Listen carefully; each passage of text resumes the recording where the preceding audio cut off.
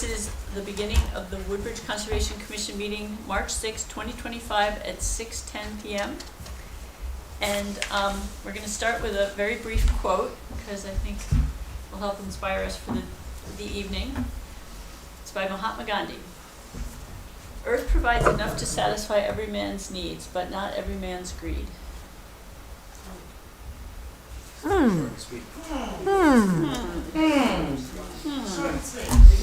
and sweet. And to the point. Yes. Have people looked at the minutes from February 13th? Yes. Does anyone have anything they'd like to comment about those? No? Okay. Who would like to? I don't know. I think the old business, I would take out a historic house sits in area. Just because Okay. it's across the street. It's across the street, And yeah. I don't really think that that is pertinent to what is happening. Okay. With What am I taking out? The parentheses, a historic house sits in area. Oh, okay. Because it's across the street, but it's across Racebrook, so it's not part of it. I quoted someone. I know, that's okay. No, that's fine. It popped out. And at Kathy, me. can you spell my name right, please? Where did I do that now? 1, 2, third paragraph down in old business. 1, 2, 3. Oh, no, see, it's just automatic. I do it on every other one. It's correct up Okay. above. Anything else? Should we say congratulations? I think there's an S needed, yeah. You On guys which are- paragraph? You know what? That's why I send them the week before the meeting. You can tell me and we can have it just all set by the time the meeting comes. But I okay. actually think they're supposed to be posted within 24 hours. Well, yeah, but it didn't happen because I went on vacation. So. Okay, That was so it was nice do we vacation. want to approve this? Who would like to? Who's motioning? I'll move to approve the minutes as amended. I'll second. All those in favor? All those in favor? Unanimous. The next item on our agenda is what's happening. Who would like to talk about trail cleanup on March 9th? I will say to folks, this is a really key time to go out into your yards and rip out any of those invasives that you see that are coming up early. This is the time when they start coming up. They are the first green plants that are out there. Get them out as fast as you can before they go to seed and start. And also the roots take hold. Yeah, there you go, before the roots take hold as well. Get them out while you can. Save yourself the headaches of lots of ticks later on. We should give a list of those that are good to, get out to. The barberry and, that would be probably helpful. Is that something that we can put on? I have Here's a list of Posted invasives the- right behind you, Joy. the reports. I mean, I know, haven't, but like ones that right this particular time of year that you could really get and, out and and do ones something that are about. particularly a problem to Problem. Woodbridge. That just is too overwhelming, that list. It Oh, is. yeah. Yeah, but I have put out, since the boards from the consultants were removed, I put out on our front table of the library all the reports. So they're sitting out there as people walk in, and maybe if somebody would compile a list, I'll add that to it. So there's definitely Japanese barberry and burning bush. Those are easy, I was thinking things that are easily identified. Yeah. Yeah. Those are the two that come to mind, and we welcome Poison ivy. comments from the public if they have others that they'd like to share. Bittersweet. It's just a good time without the leaf cover to just get in there and do it, but we should do a little talk or something. That would be something we could do with maybe Andy. Okay. Let's talk about it. Okay. And you can join Andy on March 9th to learn more. That's And great. Earth Day. So we need to create a sign-up sheet for that. Yeah, I'm not sure if we have to stay until 5. I think last time we stayed until 2. 2 or 3. It's a Um, longer day, they've extended it this year, so I haven't seen the schedule of events, but I'll be at the Massaro / 4-H I did submit table. for us, our application is in to be a participant. We did request to be next to the Historic Society and Massaro Farm and the Garden Club. Oh, good. So we can all, We should probably think of land trust too. And Land Trust and Park Association, I'm if not they're sure there. if I would have put all of the, Hello, Rachel. Welcome. Hello. put all of our friends. Okay, so that's after our next meeting, but do we want to start thinking about like 2-hour shifts? Are you guys available? I'm not, How about you? I'm not sure because I wanted to say, what's happening, that the society and some others are putting on a pop-up exhibit for Roger Sherman in the library, right as you walk in the door, right in front of you where all the bestsellers are. So you walk right into it, and it's going to have the Declaration of Independence, the real one that we have. Wow. So we have to guard it, Uh-huh. the whole thing.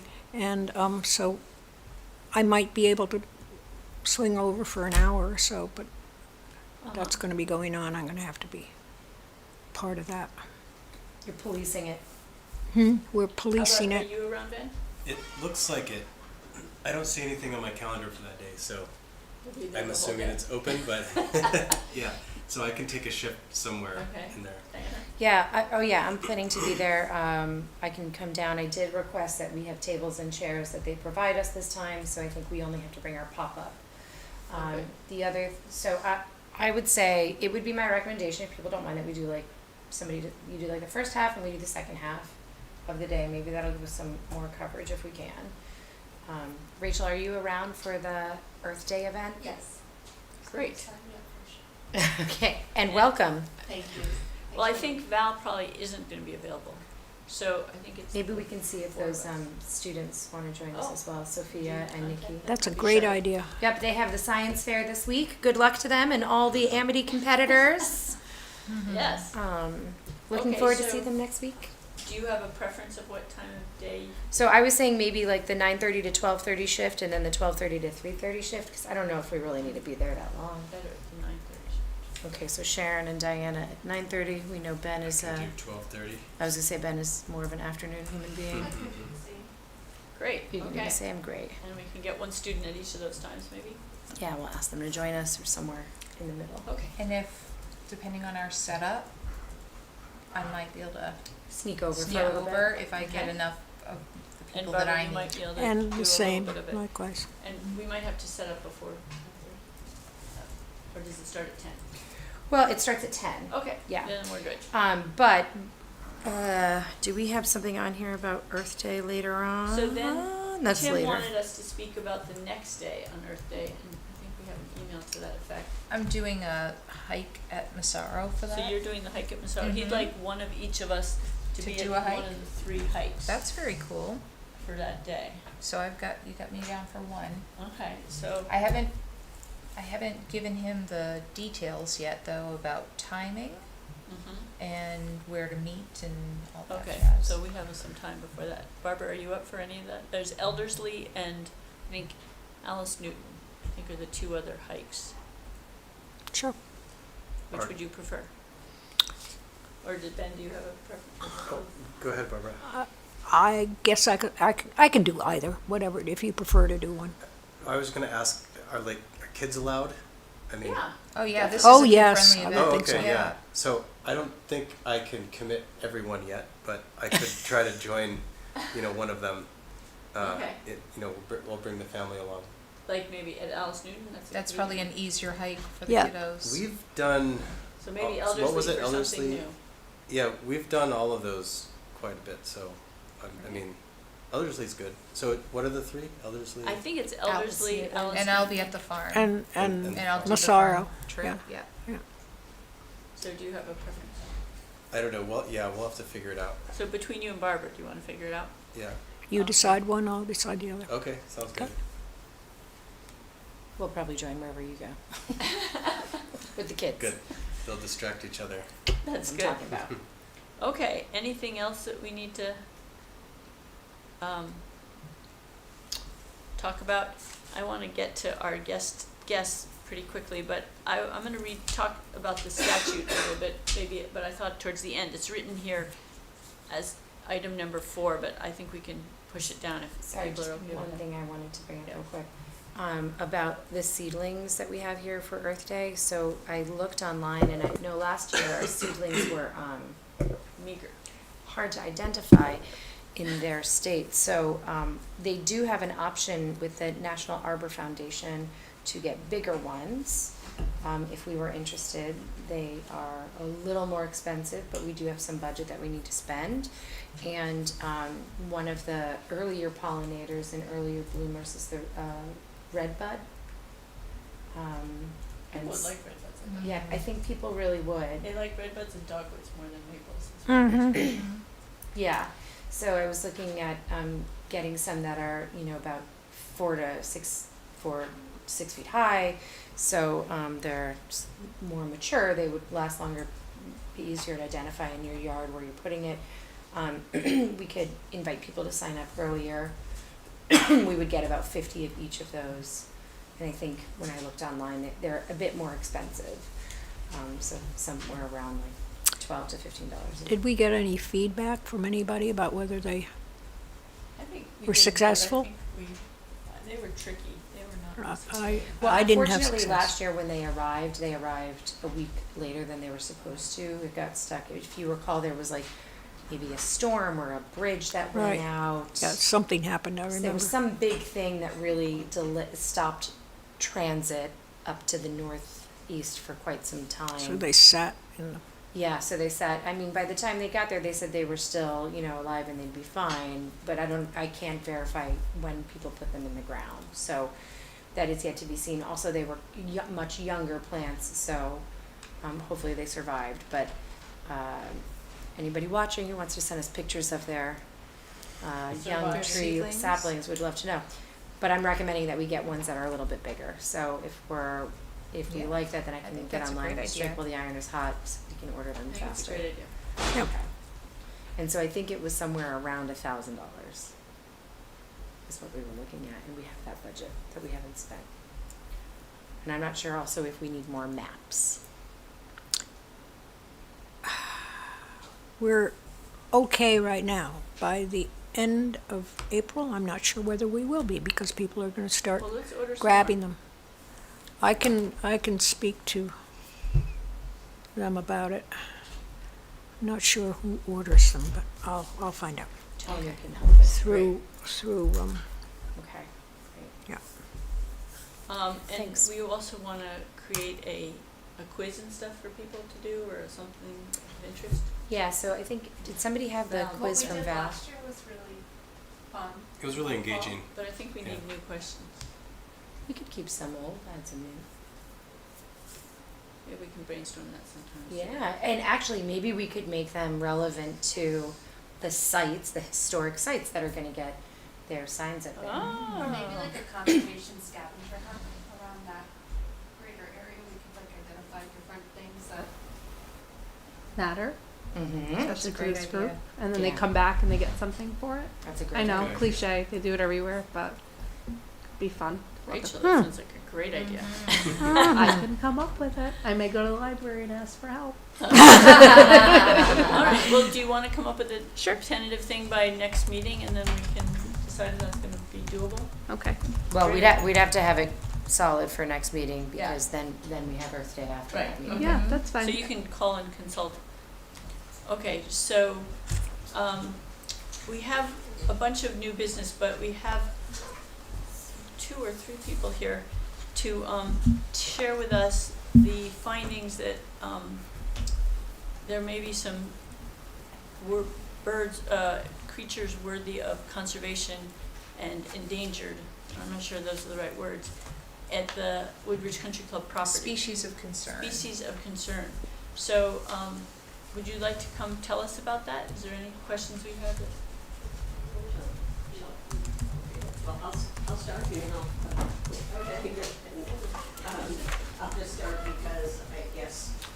Well, Muffy, let's just first say that a thought of ours is if we do hear things that are verifiable, and we might try to get other birders to further verify it, we could send that list to DEEP and have them, I guess they update it. Oh, So I guess I heard that that might be our role. We'll have to check that with the Board of Selectmen, but, aha. so we're gonna try to verify what you share with us. Well, the whole issue started back in December at the Board of Selectmen's meeting when the consultants were showing a PowerPoint presentation of their findings by that point.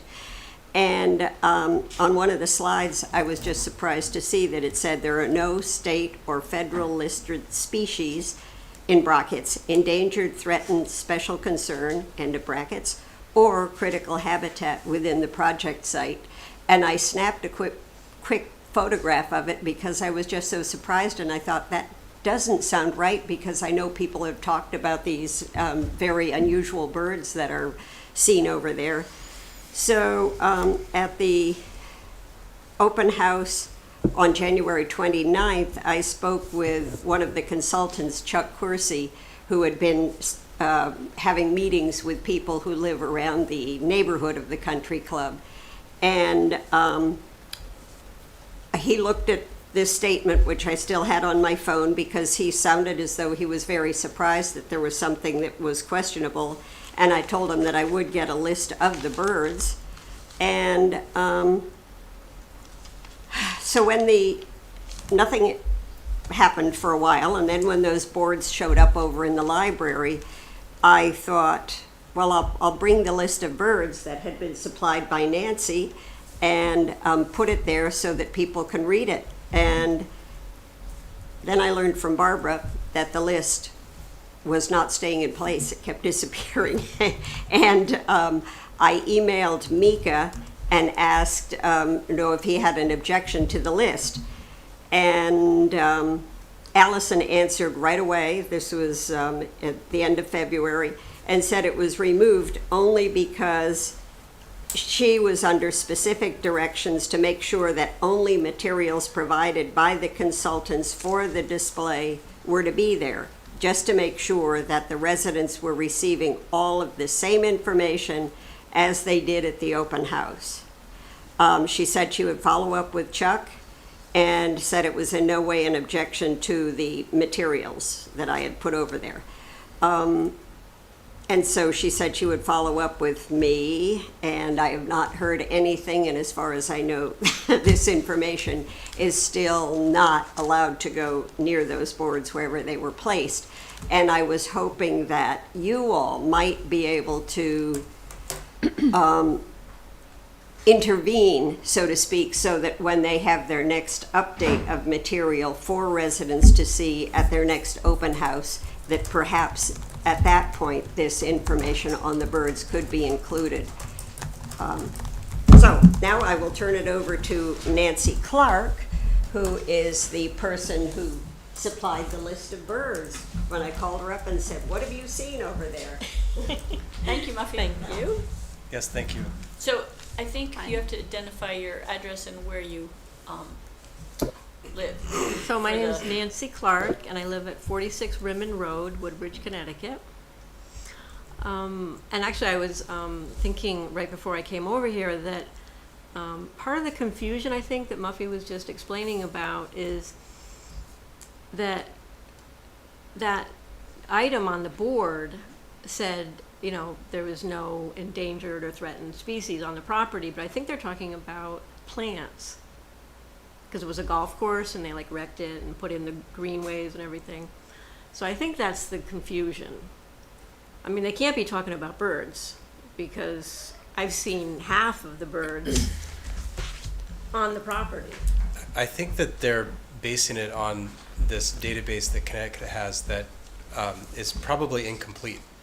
Mm-hmm. And so that's one of the things that Sharon mentioned is that, we should believe observations that people actually see above this database. So that's one of the things that we wanted to talk about is we need a little more information about the observations, but we need to get those into the database, so then it becomes official. Yeah, so, so the database has like 22 species, and we could leave this with you, I don't know how you wanna do this. But, so I've been birding for like 30 years, and, I put all my observations into eBird, this database, some people have heard about it, where you record all your sightings. So it's all a matter of record. And I went through the other day, so I have some dates and some species, some that are on the endangered species list that I saw with my own eyes. So the list that you shared with us was all the endangered species, and you have a subset of that you've actually seen on the Right. Gulf. Okay, so that would be really important to have the exact subspecies Yeah, that you've maybe seen. I could borrow a pen and I could just like check off this list, because mine is Let just me chicken give you a scratch. pen. And the other, so I've also, well, first let me just say, we just want to say thank you for, compiling the list and making these observations. That is the list of what you had told me you'd seen, that's not the whole list. That is just, I put them in the 3 categories, and it was those were all birds that were on the 2024 New Haven County list but these were all the ones that you had marked. Okay. Well, the ones I could find on eBird, there's about half of them. Like whippoorwill. Oh yeah, that's right. I did see whippoorwill. Yeah, but I didn't. Yeah. You're right. So this is the list. Yes, Right. yes. It's just that. So when I went through eBird, I have over 80 lists, and it just says the date. So I couldn't tell, which species are on each list. So this is the list.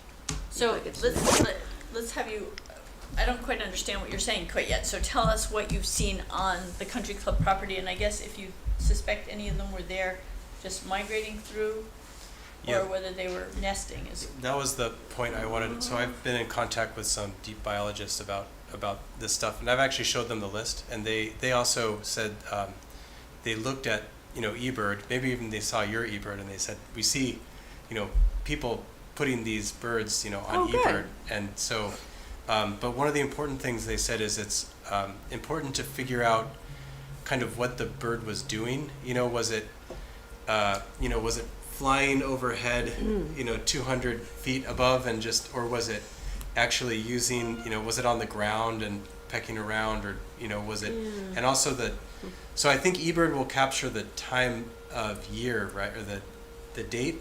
Yeah, the exact date. Yeah, so then that's really important, because if they're there in June, maybe they're breeding, but if they're there in, all this. 'Cause Yeah, you're but I mean, even over- if they're migrating through, they're stopping there because they need food, rest, water, place to sleep. Yeah, I think this is all information that is needed when you try to put it into the Connecticut database. And so I think what happens is a biologist will review it and then, figure out if it meets whatever the criteria is. And, but yeah, you're exactly right. Even if they're migrating through and they drop in and use the habitat, that's important. Yeah, it's critical. That's why we have to have that property available for them, because they're not going to come to our lawns, our green grass. It's just like a desert to them. I mean, we really need, this is critical habitat in my mind. I mean, I know Yeah, it's and I think- fire, but I think the confusion comes from the fact that the consultants reviewed just this one deep database that the town, whomever in the town, had to tell Deep in one way or another that these birds had been seen or reviewed, and nobody has from the town. And as I understand it, it might be our job to do that. We as the Conservation Commission, and we just didn't know that we should, and so we haven't ever. So I think if we can correct that, it suddenly will have a lot of these birds on it. Nancy, can you tell us some of the birds that you saw and the date, so we have some idea of what we're thinking about? yeah, I mean, when I first gave Muffy this list, I just looked through and I'm like, I've seen that. I've seen all these, but exact dates, for example, so American kestrel. I'm sure that's on here. I saw it on, well, I shouldn't have started at the bottom of the list. I should have started at the top of my list, but on October 27th, 2021, I had American kestrel. And they're definitely not just flying over. I mean, they were there in the trees and, hunting and, surviving. On that date also, Northern Parula, which is a beautiful little songbird, which it used to nest in Connecticut, and I don't think it even does anymore. They're so imperiled. It's a real problem. Here's another one. On September 3rd, 2018, I had broad-winged hawk. It wasn't just flying over. I mean, that's when they migrate, certainly, and I don't remember exactly what it was doing, but I'm sure it was, using the land. They did nest. There was a pair of them that nested right across the street from me and raised 2 young. Right, I remember you mentioned that, yeah. That was, So, a couple of years ago. Can we have that sheet after you're done, and do you wanna write a nesting on that so that we have that to, Mm-hmm. or you Okay. don't have to do it now, but maybe Yeah. you can get it to us. Yep. Any others? I mean, I have, let's see, well, I have bald eagle on here, but maybe that was flying over. I don't remember if it stayed. A lot of times you see them just sort of flying. Several people have noticed bald eagles over there. And I think it's okay to, submit something, but we just have to say, we can say bald eagle flying overhead and, let them decide. Yeah. But I it think- might be a great project and that families can do with the kids too, no matter what the future of the country club is, which we're gonna talk about that later, but there's a significant amount of land that will be conserved, and hopefully those things continue, and that to encourage people to get outside, to interact with nature, and to be citizen scientists, recording this information, because I think it's kind of one of those things, like, if it's not recorded in some database, it means that it doesn't exist. I mean, that's nonsense, right? And we all know, we live here in Woodbridge, I have bears coming into my yard, and I had bald eagle pair, with a young one, last year in my yard, which blew me away. I'm from Maine, and I can't believe the amount of nature we have right outside of a city, but anyway, my point is that if people are not recording it,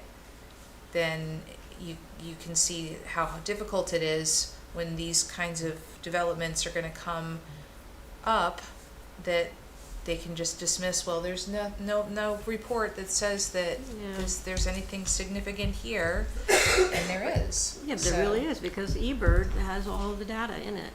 Okay, so any others, Nancy? I feel like if we can get it, you tell them all in a recording, that this meeting's recorded, it will be useful for the future. You want me to just go down my Yeah. list of very specific things that I noticed, just the other day? So on September 3rd, 2020, common nighthawk. Mm-hmm. On August 27th, 2020, horned lark. Let's see. May 9th, 2023, brown thrasher. Any water birds that you noticed? Great egret. Walden has a great picture of those. I don't know if I have the date on that though. I think I had snowy egrets. Oh, okay. They're both on the list, actually. Yeah, yeah. It's funny. Yeah, I'm looking at eBird now, and it's funny. You can type in bird, and you can zoom in on the location, and it looks like, there's been about 8 sightings of a bald eagle, or pairs of bald eagle. Even just within like the past 5 years Mm-hmm. on the country club. Good. So there's others that are Corroborating reporting data. it. Yep. Okay, great. Yeah, because I was going to say it would be good to get 1 or 2 more people who Well, Warren, have done the same thing Yeah, so the and recorded them, so we have. That might be something at director Earth of the Day too. that Connecticut you could Audubon do. Society also submitted an eBird list in June, that's a pretty good, and so she actually found 3 species that are on a slightly different list. It's the Wildlife Division's list of species of greatest conservation need. So this isn't on the official Connecticut level list, but it's on DEEP's Wildlife Division's list, which that's probably a more updated list, I would imagine, than the state level list. I was thinking that there's a way to get all the eBird data, and so we could actually pull that down and then go through and just cross-reference it with this list. And then we can probably pull out all the dates for your observations too. And then we can, so I think when we submit it, it's got to be, the person who actually saw it. So we would want to work with you to submit your observations. Okay. And I then, better but start- we can also kind of come up with a holistic list of what's all there in eBird. Okay. Yeah, I better start putting more observations in. A lot of times I go over there and I just don't put my observation in. So I'll start doing that more Great. for the birds. Yeah, that's great. So do you want this list for anything today? If you've Sure. written on it, that would be helpful, yeah. Yeah, I didn't write, One of us could take a picture of it too. Actually, I can scan it and turn it Just- into a yeah. document real quick. All right. Because we've got it, if it's we have a copy of that already, actually. Is that the same one? Yeah, it's the same thing. Okay, well, I'll email it over so Kathy. Which But I is- think having your observations on it would be, can you email that to one of us with with the dates of your observations? dates I saw all these? Yeah, or just if you have those. Yeah, It- it might be hard for me, well, maybe not. For example, on February 6, 2023, you saw bald eagle on the Country Club. You also saw the black vulture, the turkey vulture. Oh, yeah. See, it's all in there. Yeah. Yeah, we'll just Okay. pull it down. Red-shouldered Alright. hawk, red-tailed hawk, American crow, house sparrow. Is this her, This was her. It says Nancy Clark. It says Okay. yeah, Great. it's all the in one there. and only. Good job entering all that in there. It's Yeah, really good. thank you. Helpful. Yeah. All right, Also, great. Thank good you. job to Alan and DeWitt and Alex and I Janet wonder and John. if and that's something at Tom. Earth Day too that we could sort of promote, that when there's a lot of kids at that event, and you could explain to them Tufted titmouse. that they could do that with their parents, Takes learning, but yes. So The kids Warren, are you probably here to speak about know the same it better thing? than we do. I had a couple of thoughts. I'm not in Nancy's league. but- No, but come on up and share your thoughts.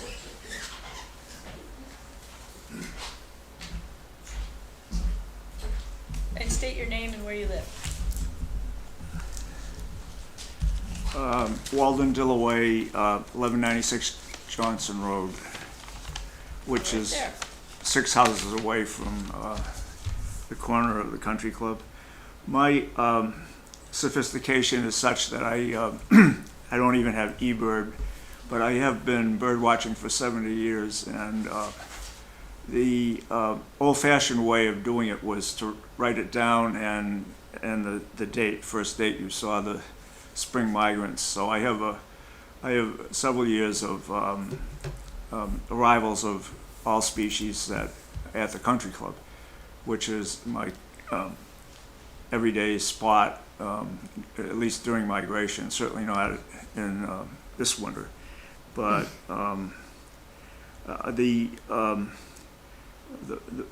the point that there's one or two type lists that we don't have here, which is the category of species that are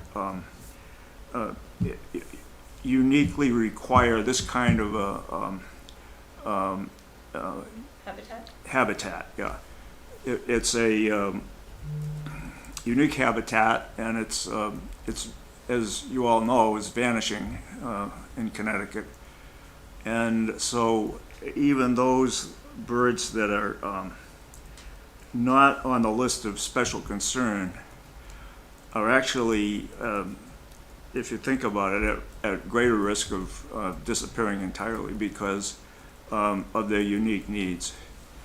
And I think of right now, until this year at least, we've had breeding pairs of prairie warblers. There's breeding pairs of warbling vireos. What? Warbling vireos, V-I-R-E-O-S. And I don't know anywhere else in town where those are found. Even indigo buntings, there's not many places that they remain. But because of these unique needs of borderland, open fields, and so forth, they are in some ways at greater risk than the so-called special concern species. And then the thing that bothers me about the consultants, not only that they dismiss the problem of endangered species as not relevant, no one is remembering, and we of course don't forget, but no one's remembering that there's a fourth category of species which is gone. They're gone, and they're not coming back. We had our parents, our grandparents certainly had the beloved bobwhite, the ruffed grouse, in Connecticut. And our children today don't remember such a species, and that is an important category for people to remember, that they're gone, and they're gone for good. They don't come back. So I have with my handwritten notes, I do have dates of arrival of migrants and permanent residents that as Nancy knows, she knows I keep track of that. So I'm hoping I can help her with any list that she's putting together. Thank you. That's a fantastic set of data. Is there some way that we could scan those or something, or? Well, I was just gonna say, if you'll bring the list to the library, I will Xerox it and we can have Yeah, it. that would be- You can Xerox it right here, right now, right? Nick, can we Xerox this list can we make a copy? Maybe after the meeting. He's probably not gonna stick around. I can scan it again if you want. Copy that. And I you- don't have the lists with me. Oh, they're Yeah, probably, there. No, it's Thick line books. paper. It names the species, or at least the shorthand, and the date. And you So can. there's many pages. There's many pages. Yeah. Okay. I'll Xerox it over. Yeah, And we that'd be can great. add it to our yeah. folder of. So thank you. And That would Walden, be- just Yeah, a and quick question. I find it fascinating. You've been there a long time, and so have you noticed any changes that, I mean, obviously there's a change since it was a country club and they were using, grooming the Yeah. Well, for example, the same stream that goes through the country club goes across the street from my house, and so the border species, blue-winged warbler would be an example that always bred across from our house. Wood thrush, of course, wood pewee in the old days, but we moved there in '89, so there's been huge changes in the 35 years we've been there, and that's 6 doors down from the country club, so there's quite a bit of overlap. May I ask a question? Yep. Thank you. Have you noticed, since the country club is no longer a country club, and some natural growth is coming back to it, that you've started to see things return?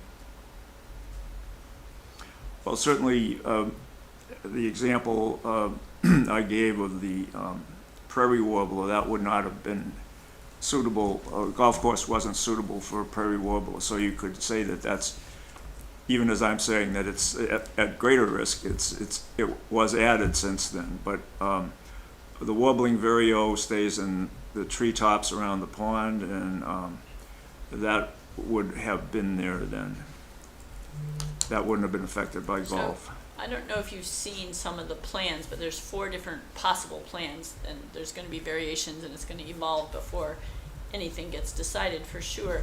But, I'm just trying to get your kind of more hands on the ground, or feet on the ground, perception of the most developed plan has kind of a field right along that water course that you're talking about. It could be a football field or a recreational area that will get a fair amount of use and a fair amount of noise. Would that be something that might disturb that habitat very much? Oh, very much so, yeah, that would eliminate a lot of, most of the opportunities for wildlife to stop and feed during migration and breeding. I think Nancy mentioned the snowy egrets. I was there this summer when, quite an extraordinary event. I was far enough away so that they weren't chilled out by it, but there were 6 young snowy egrets circling the pond. Oh. And after it appeared that it was safe, all 6 of them dropped down in the pond and started feeding. And talk about documentation, that I have a photograph of that which stood in the library for a month for the occasion of the art exhibit. So there's no doubt that snow egrets would not have been feeding there if there was anything like that.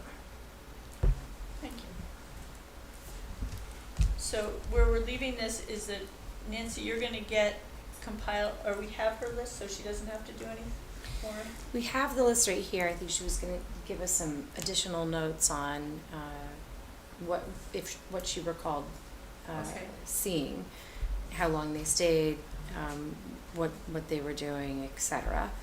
And then also it would be great to get your handwritten documentation to Barbara so she could scan it and get it electronic for us so that we can provide that to the consultants also.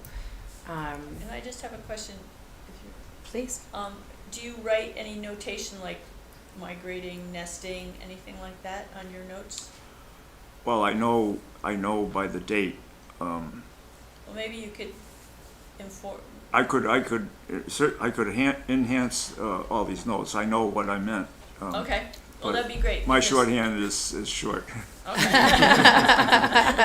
Well, anything that is data that you have that's, Wait, hold on, one more question. You're not a doctor, are you? No, Okay, we'll be able to understand. I married one, but Okay, good. It's in your handwriting then. Yeah. I hope for. okay, so you're okay getting that to Barbara and then she'll share it with us? sure, and we'll sure, Keep that process going, that's great. yeah. And do you guys know of any other birders that might be useful to corroborate with you? Well, the well-known birder that comes to mind is Chris Lascalzo, who is a doctor, and he and his wife Marianne are periodically seen at the country club, and They're sighted. He's been an e-birder since October 8th, 2011. And he's got his birds on the country club. He has observed Okay, so maybe we'll contact him 361 and see species. if he has Well, anything to add. that's somebody that should be one of the stakeholders. I know that you're on here, Walden. I see you and your wife got to be on the stakeholder discussion list, interviewed by Chuck Corsi. yes, yeah. So, but Maybe we that's should more call people Chris that should Descalzo. be, I yeah. also talked to Chris about 2 other birders, Andy and Sarah Stack, who are also run the garden club. The community garden. So I'm hoping he speaks to them also. And then Emily, Bill Root and Emily And Tom Cosenza Kavanagh are is on 2 here too. birders All right. too, very So we should you We guys should do write a their- list, Yeah. Okay. do So a list of people to reach out to, because they're closing, the time's running out for those Okay. interviews, So- so we need to make sure that he So speaks to Emily- as many. I'm not sure Does they're anybody here, know back Corinne here, but Folsom O'Keefe? She's the director of the Audubon Society. Oh, she's got So, some yeah. postings here. Tom Kennefick, He's Yep. the co-chair of sustainability. So he's been spoken to, he's on the stakeholder list. But was he spoken to about birding, do we know, or about sustainability? I It don't know. doesn't say. Okay, and then there's Michael Heffenbein. That's Sheila McCrevens, husband. Okay, he's listed here. Tom Murray, Well, maybe we should try to contact some of them and see if they'd like to.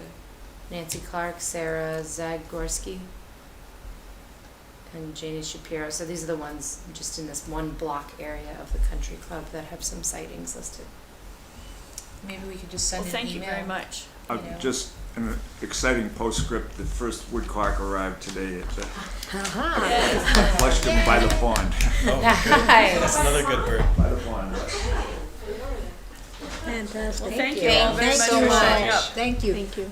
Yeah, so thank you guys I just want to say thank you again for collecting all this information.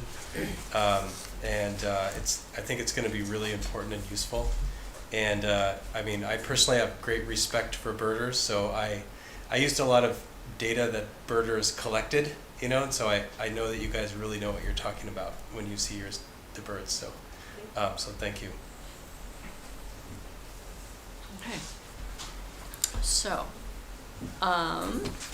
back to our previous agenda.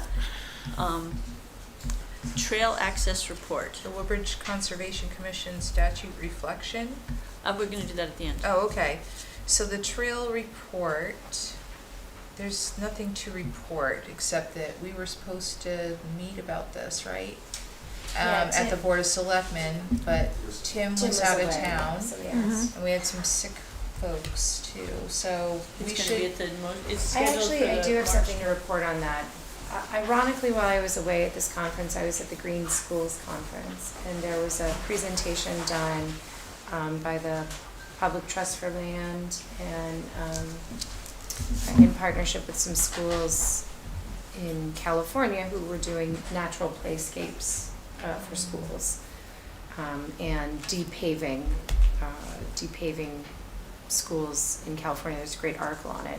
And so I figured while I had the experts in the room and they were taking our questions, I would just ask the experts, is there any downside to using this crushed pavement that they've, asphalt that Recycling. they've pulled out and putting it back into, putting it back into like a lot, like we've done at the country club and what Tim was suggesting for the trail. And they said that yes, there is potential environmental hazards because there's still tar Can and, you write that, and Kathy? I just wanna make sure that's in the notes. oh sure, that there's still tar and other hazardous chemicals in there, and that will continue to run off Leach. and yeah, exactly. So while I am in support of this project and providing a safe area for people to park off of the street, I think it needs to come with the caveat of using it, the most environmentally friendly approach. And I don't think using that stuff is. And even when we were walking for the TAC, when we were walking through the parking lot, when you Right. got out of your car, you could smell it yeah. immediately, and it was, strangling. So And at the Fitzgerald Suffocating. property, they just have dirt. They Yeah. don't have it. and they have crushed rock or other Right. things. So I don't know Yep. if that was a suggestion just because it was It's no cheap cost. and available, It's- yes, I think they're that's ju- exactly They're trying what to it get is. rid of it. They don't know Yes. what to do with it. Cause they Well, it can't doesn't- even do anything with it. So- They can't do anything with it because it's It's- toxic. Yeah. So, I should say, right. So, anyway, I had So the experts in maybe- the room and that was their response, is that, there's much better stuff to use and that there is actually a guide that you can use that they've developed that helps you sort out different materials to use in different applications. So Do we have, could we send that to Access? Tim? Or do we wanna, are we supposed to be cost analysing this whole project, or is No, this a we are Tim not, project? no, we are, We are, shepherding it. yeah, we, it's sort of coming through us as a vessel Well, it to sounds present. like it needs to go back and, come up with a different parking lot material that Which is may cost more, so that- environmentally friendly and get costs, yeah, Sure. cause it's And, cutting trees down too. Not a right. lot of trees, but there are trees that would be cut down. And one of the funding sources that we used for a trail project was the steep grant, and it looks like it's out again. I'm not sure how long the application is out for, and I could look into that. I'm not sure if we're gonna, use all of the funds that Deep has allocated to us for the signs. But I don't think we could, We contact them to find out if creating accessibility that's an idea. could be used. I'm not sure how many of our signs are going in that trail. Racebrook? Racebrook, none. Oh, well, answers that question. But they would be for future, Future, absolutely, so maybe. So we could ask. absolutely. I mean, See this if we is could just, make an in a amendment. sense, a pilot project. Some things, yeah, this is ongoing, yeah. Hopefully. Preparing the site for future ones, so, something we could consider. So do you want me to reach out to Tim and just say, let's revisit the material that we would be using? And that would set a great Would you- precedent moving forward, that from now on, we use certain materials, that the town doesn't just use Whatever that word Leftover. is. garbage, So, yeah. who would like to look into whether the trail grant can morph a little bit to also include this? Well, who had the Diane. trail grant? Was that? That was Val. It was Val. No. I think isn't it gonna be up We to can ask- Karen to? I think we can ask Tony, right? Or Tony. Okay, I will do that. Um, Normally, they don't allow that, but Yes, that's right. I don't know that it's gonna be All true. they can do is say no. Sorry, Ben. Are we done with that? Are we Is that complete? your mouse? Yeah. So we move on to our next item, POCD, Plan of Conservation Development. Under Ben's great skill, he merged our recommendations with the recommendations that were already there, and we've sent it off to Chris Sullivan, and we haven't heard anything back. Right? Anything else to say about that? There may be, there's a lot of text involved, what I'm and saying, we don't sorry. really have much guidance on if we need to write text or if we need to give any information about that text or guidance, but maybe we'll get that soon. Do we, When are we No. meeting with them? When is our session? You had a little working session, but I thought the whole, Yeah, we that's were what all we thought supposed too. to talk. We thought it was supposed to be all of us, and then when we got the invite, they said no, just the chairs. So maybe we could contact them and. no find out offense, what but you don't speak for the whole commission. And we tried to say that. Yeah. We snuck Ben in under the radar. But maybe it's not a bad idea that we send to Chris and TP&Z and say. Well, just, if we- they're gonna get a draft out soon, that we should be able to help with the wordsmithing of what the conservation part of it should be. Especially with goals for the next 10 years. Sorry, we're talking about the POCD. Yeah, so we provided all of the language that we had worked on with the different goals and action items. They sent us back their Word version of their plan, which is in a new format. So we had a Burn the Midnight Oil powwow team study group to sit down at Sharon's house and pull our recommendations into their new format, so that all of the language that we had agreed on and all of the action items and goals were included in that. And then we submitted that to them. But I think a follow-up And I think, conversation makes sense. absolutely, I don't disagree, but I want to make sure I think Yes. everybody was CC'd on that, so Yes. we should all have that language, just in case you want to review it further to see how don't know it if we- actually made. I don't have that. I think that would be good to send it. don't know I that think who sent it? Somebody, I can't remember who sent it. We'll make No, sure you it's sent it on, and I thought you CC'd everybody. Okay, so I Did will you get make I sure. don't. No, we did not recall- get that. We did not get that. Okay, CC, on, actually, Ben, could you do that? Sorry, what was the ask? I was looking at this document. The document that you collated, Mhm. merged the two different documents, can we Send to everybody. send to everybody? Okay, yeah, no problem. Okay, perfect. Okay, anything else on that?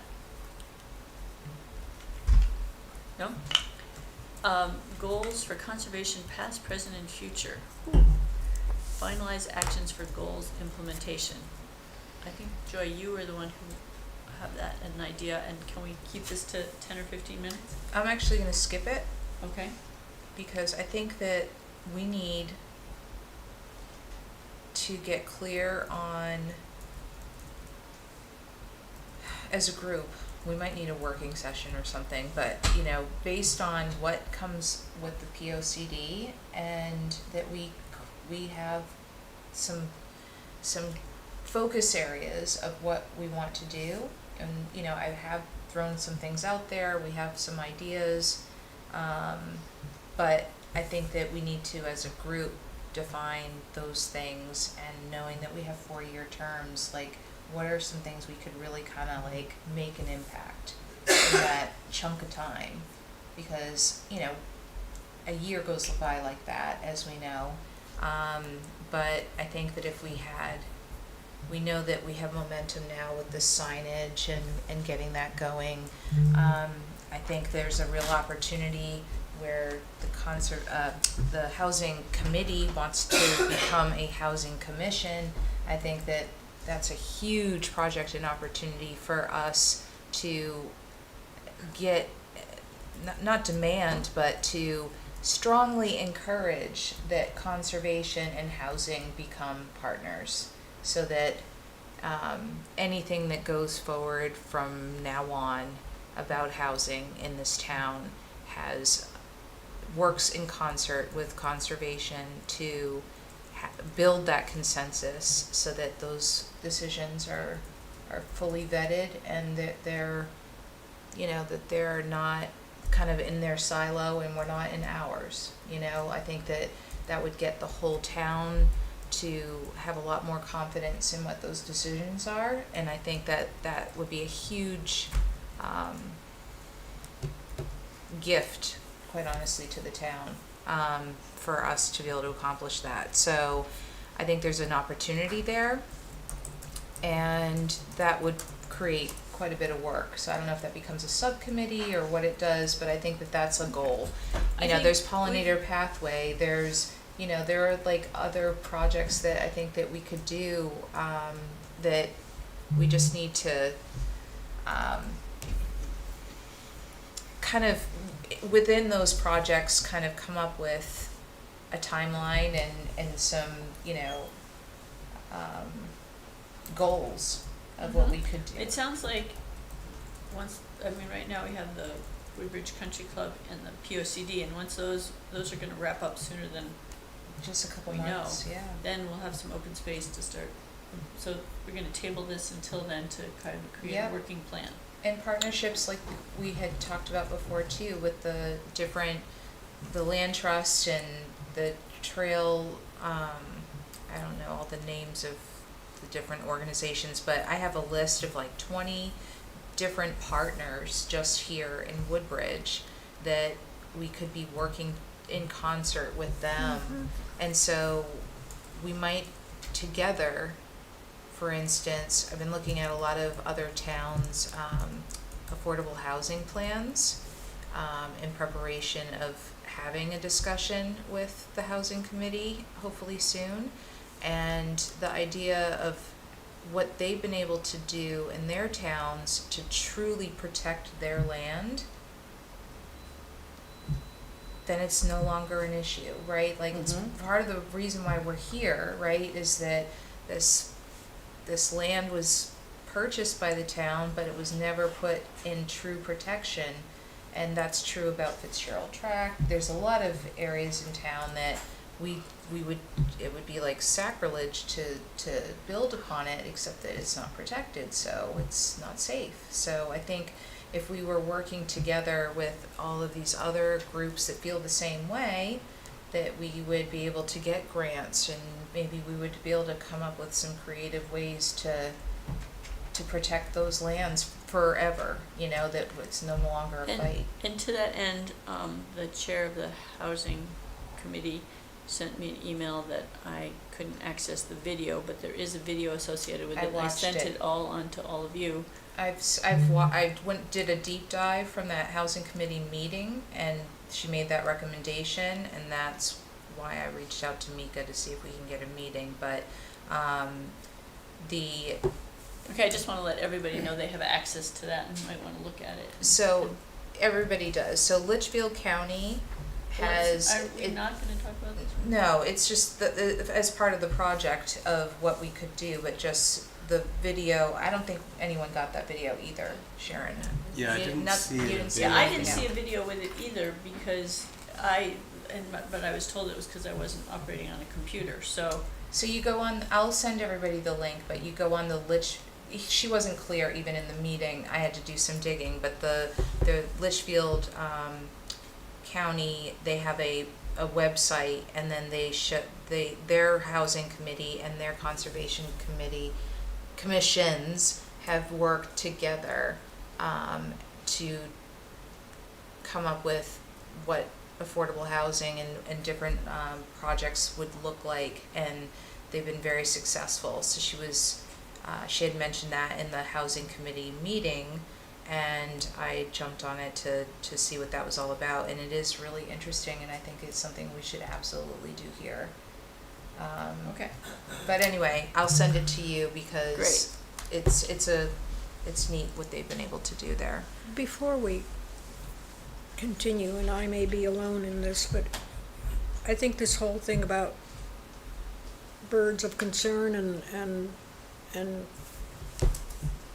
the probable fact that we as a commission should have been sending these things in on behalf of the town, shows that there are some things that the commission should be aware of and doing that none of us are aware of and haven't been doing. And I'm not sure how we're going to find these things out, but I think it's... And maybe we should be doing it for Fitzgerald property and other properties of concern, is trying to see what species are there.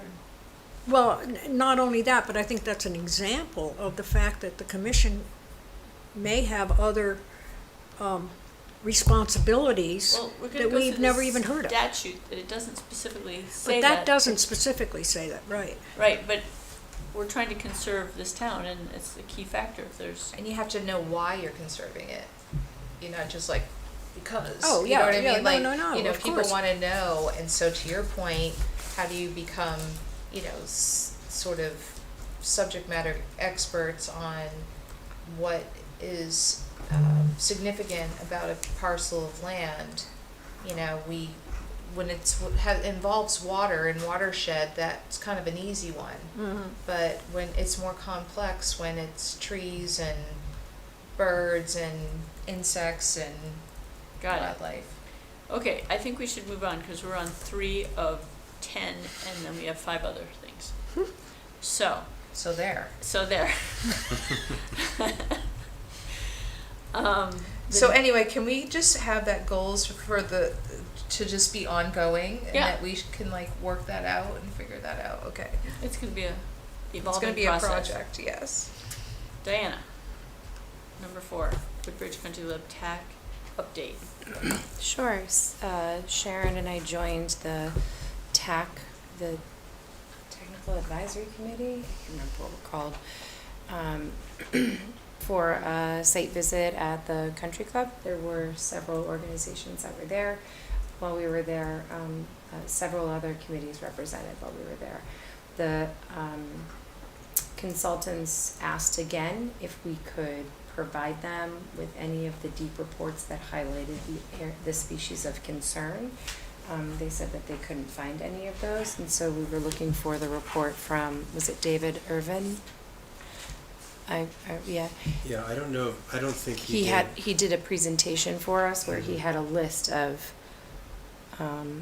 species of concern that he was going over with us, right, that he had identified there. Yeah, that list is available, but I don't think, he didn't do a survey to see if any of those were available, seen at the site. So were they just asking for the general list, or were they asking for like observations at the site? Observations at the site. I thought there was, I thought he had created a list of what he had found there. Don't think so. I could look He wasn't there very long, I don't Yeah, think. I mean, I we thought were the just there report for said that 2 hours. that's not and- what he was really Yeah. there to do, so Okay. it was vague, And then, or just, I- Yeah, he was really looking at the, the forest and the, the natural environment, and not really doing a biodiversity Okay. survey. So and maybe I followed up after this with an email saying that, I thought one thing that had been lacking is the understanding of what open space was, because on that January 29th meeting, if you remember what Joy took a picture of, is how many people put open space as their priority. And I think that I got. That was whoever took that picture, that's great. I mean, that pretty much just sums it up it showed right it, there. bullseye, And yeah. and the thing is you can sort of see written above it is like natural wooded area, so that's Yeah, so So I pretty clear what- clarified what open space was, and I sent them the definition, because it isn't park and it isn't manicured, and it's open space. And I also sent him the indication that we may have found species of interest that he needs to know about. So I think we'll follow up with his understanding of open space, and if Who's he him? Mike Aziz. and Okay. his helper, Elizabeth. Did And he I- respond to you about that? I don't think I think they were just taking comments. We had 5 days to put in comments. And so that was Okay.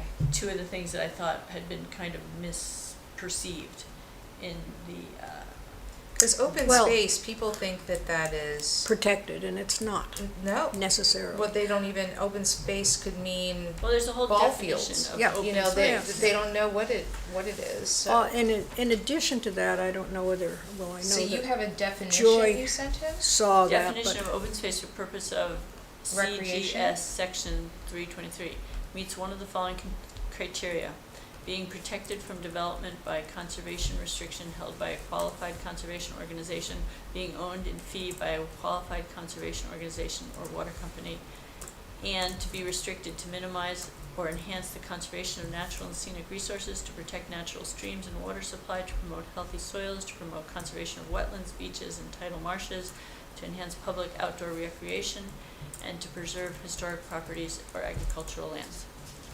So that's what where I did think. that definition come from? It's a part of the statute, section 23(8). So, and it goes on to describe it, but I do think that maybe not everyone there who put their sticker on open space knows this definition, but I don't think they were saying pergola here, park bench there, big nice, pathway with stones. That's disturbed space. But I think So, it was pretty but obvious Jesse, from the picture they're too, and by the confused writing about above that. it. Yes, That that they were thinking that was open space. Mhm. So part of the problem with that was the list of it was this huge category of open space and recreation, You mean at the poster or at the poster, the Well, one I with don't all the think that's dots. what we're dealing with. We're dealing with that people said they wanted open space, and this is what open They're, space they're is. not the stickers were definitely not by people that were talking about what Sure. you're talking about, though. We don't know that. I actually think that people, According to their presentation, they They think of open lumped space. open space in with Well, the more of the recreational well, open Joy, space that's exactly why we're understanding. speaking to this, is because that is I know. not the perception that we have, and that we're trying to illuminate, that people really may reject it in the referendum if they find that the open space is really pergolas and parks and Well, that'll pathways be, that is a definitely an interesting distinction, because I can tell you right now, there is a confusion with people's understanding of open space and clumping in like Fitzgerald track and ball fields, and they're thinking all of it. That's exactly why I wrote them. Well, So that's to great. eliminate that They should maybe ask that question again, and then maybe people can clarify on it. because I don't think we're all in the same camp. Okay, well, certainly the birders here were. I know that Joy saw this because the two of us were at this meeting, but Andrea jumped all over them because they were confusing conservation and preservation Yes. and had it just about opposite. And they considered it, so what they were writing, this land should be conserved, they meant preserved and oppositely.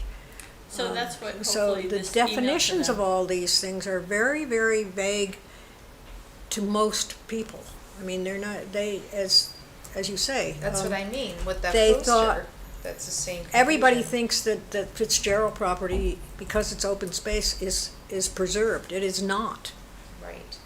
Okay, Just like open space is not, people don't have that, I totally see what you're saying, Sharon, but there are people that don't know that that's what that means. So, okay. but they didn't give us other options. Just like, it's kind of like the housing question was also problematic because there's housing, but then They only there's gave you the affordable options they housing want and you to condos choose. and multiple, sky rises and, or a single family home. They only put down the options that they wanted you to choose. Exactly, but with the trails and I don't even open think there was an space. option for other, So is there more? or none of the above. You had to just pick. Yeah, no, there was From no the option list. of none of the above. Right. Is there, Just right. Diane, Well- is there anything else you want to say about that? Nope.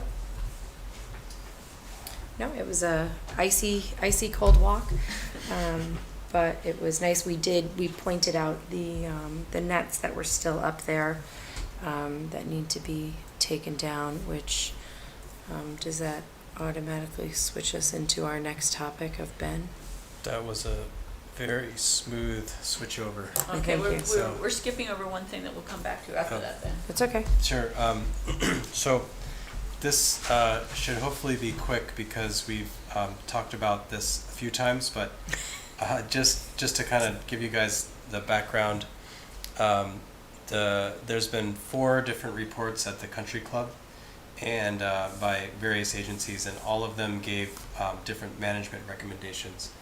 And so we collated all those together and came up with sort of like, immediate, near-term, longer-term recommendations and put that into a document. And a couple of meetings ago, we voted to, I don't know what, ratify, or I don't know what the word is, to endorse it. Yes. And so the update here is that I just wrote a very short cover letter to the Board of Selectmen, just sort of summarizing the summary and discussing some of the immediate management actions, which one of them is taking down those nets that Diana just mentioned. And then I guess the next step is we need to just send it to the Board of Selectmen. So I just wanted to come by us one more time to all agree on it, and maybe, I think you haven't added any new information, you've just collated what was there. It might need a better heading, but. Oh, yeah, I took the word draft off of it. But yeah, I don't know what the heading is, but we can update that if, to make it nicer. Should we make a vote? We've already voted to send it. We voted on that. I don't know if we need to vote on the short letter I wrote. Do you want to read it? I mean, to I us can real read that, quickly? yeah. I mean, it's just like 3 paragraphs, so. And this is where I didn't know how to make it look official, so I just, you know how to do that, Sharon. But so I said, Dear Board of Selectmen, as you're aware, the former Country Club of Woodbridge site requires active maintenance of some parts of its facilities and natural environments, even as the town develops a more comprehensive plan for the site. To assist with this process, the Conservation Commission has synthesized management recommendations from 4 recent habitat reports. From CT Deep, Connecticut Audubon, William Moorhead III, a consulting botanist, and the Southwest Conservation District. These recommendations should augment or in certain cases adjust the management activities that the town is currently performing. We have separated the recommendations into 3 categories: immediately actionable, medium-term, and long-term. We recommend that the 2 immediately actionable actions, number 1, stop mowing Japanese knotweed, and 2, remove the mesh netting along driving ranges, should be adopted as soon as possible. These actions can be taken independently from any results of the strategic plan that the town is currently developing and will improve the natural environment of the site. Please find the full management recommendations attached. We are happy to answer any questions or provide any additional details. Sincerely, Woodbridge Conservation Commission. I vote to adopt that. I was gonna move say that we this could is do so adopted. And you guys feel free to make suggestions if you want to update anything.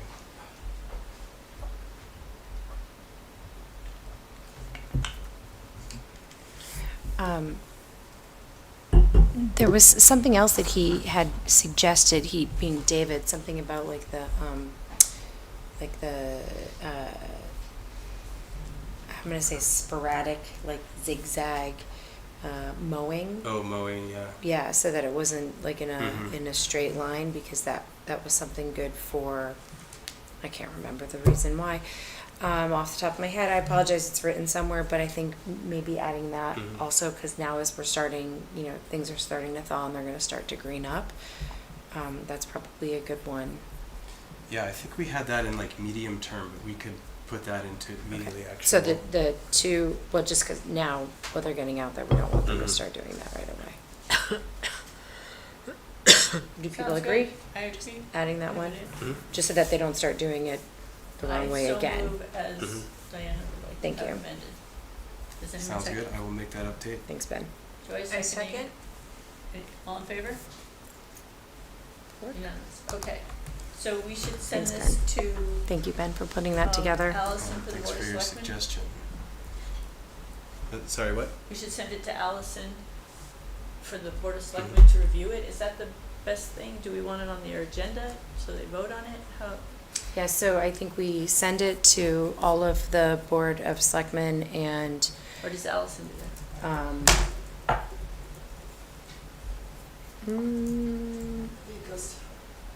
I think it goes to her too. send it to Allison, ask her to share it to the Board of So she Selectmen. does a whole She packet. disperses it, yes. Yeah, there we go. Yeah, we don't need to duplicate efforts. And then we can ask, I think they're moving us to the March agenda, right, for Tim? Did they ask for other updates at that time on the Conservation Commission and what we're doing? I didn't, I just heard somebody mention that about the No. agenda. I don't recall if it actually was a request. I didn't get a request. I had asked Allison to determine if we could I get was an gonna say, what is alternate that? and a student. Sorry. Is my chicken here? My alarm. So, that might be on the agenda also. And I think they wanted an update of things we were doing, and if you and I go, we can just go through an agenda and give them a little update on that stuff. Are we gonna be Is ready this for this the March next week? meeting?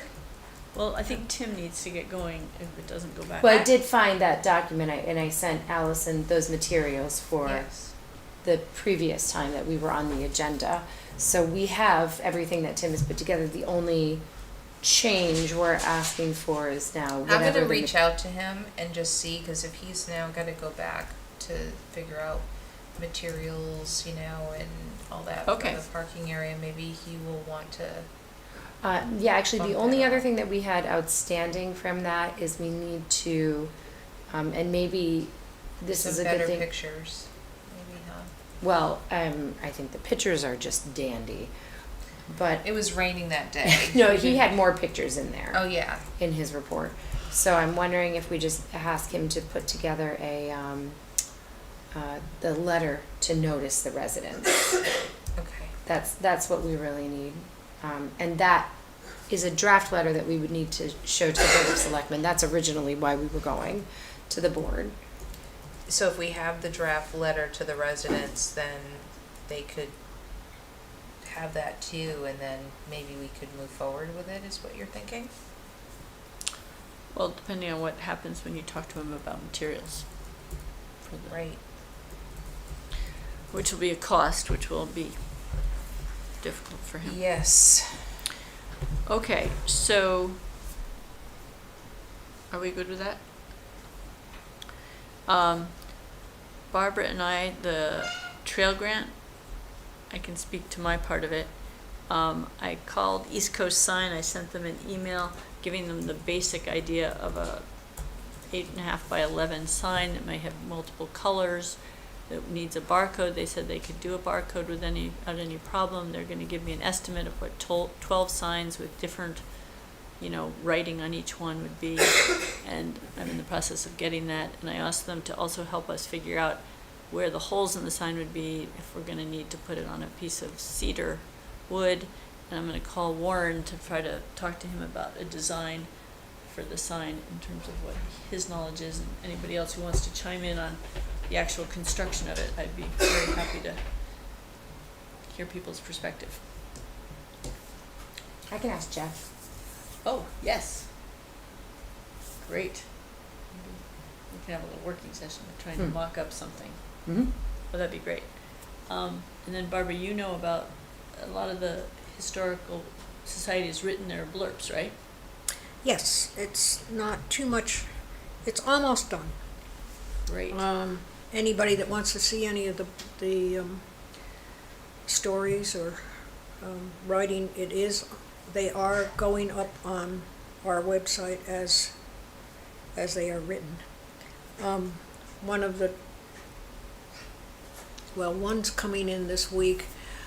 The one that I agreed to do, because I thought it was going to be so easy and nobody thought about it, has turned into a nightmare. Oh, no. And I'm spending hours and hours and hours researching and still haven't found out too much, except for these presumed owners had purchased a stone eradicator from its inventor back in the 18 whatevers. So I think that's getting me a little closer to seeing that there really was a quarry there. But be that as it may, otherwise I think all but one other one is in Great. and up on the Okay, because we need to give them an update, and Karen Crosby's gonna need an update on what percentage of this is finished. So I would like by Earth Day to have maybe even a sample sign, but That would be so not cool. printed, but just an idea of it. So we'll work towards that end. Okay. Because if it was a sample sign, you could do the QR code and go right into And it would go right to right up. That would be Okay. so neat. So we'll see I if we can believe do we're that. relying on Ben to do these QR codes since he did them so easily. I did make some, yeah. I don't know if there's more to. Yeah, it would be. I guess I could look into a little bit to see like if there's a resolution we need to make them at in order to print them on a sign Well, or maybe- something like that. I'll coordinate with you and East Coast Signage to see what they said. They can be done.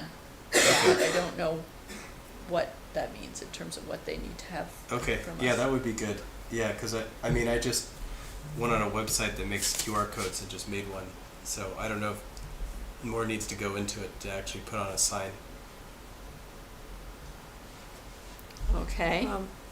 Were they going to be, did you talk to them about doing the same metal signs that the town has? Is that what it was? Yeah, that's what I need to be more specific, but I gave them a general idea and they're gonna give us a general price, and the conversation's in process. Okay. Okay, so our next thing is updates for commissions, meetings that we've been to, like Coopop. And Joy, would you be the right person? And Yep. I guess the important thing is we have to come up possibly with a recommendation for 52 Boxwood, because Brookwood. because they Brookwood, because they'd like to proceed with that if we have a clear idea of what we'd like to tell them about it.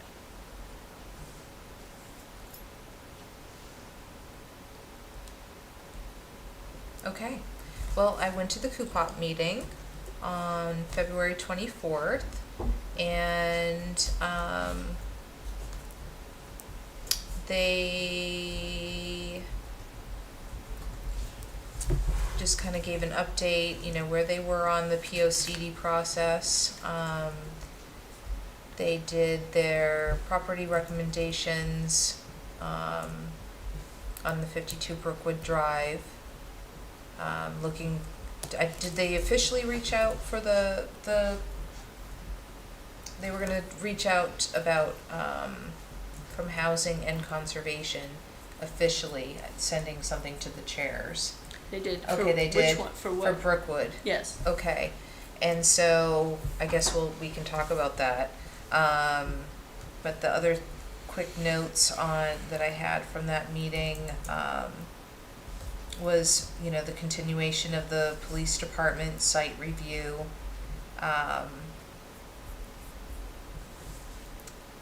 They're looking at 149 Center Road, 151, 153 Center Road, 100 Center Road.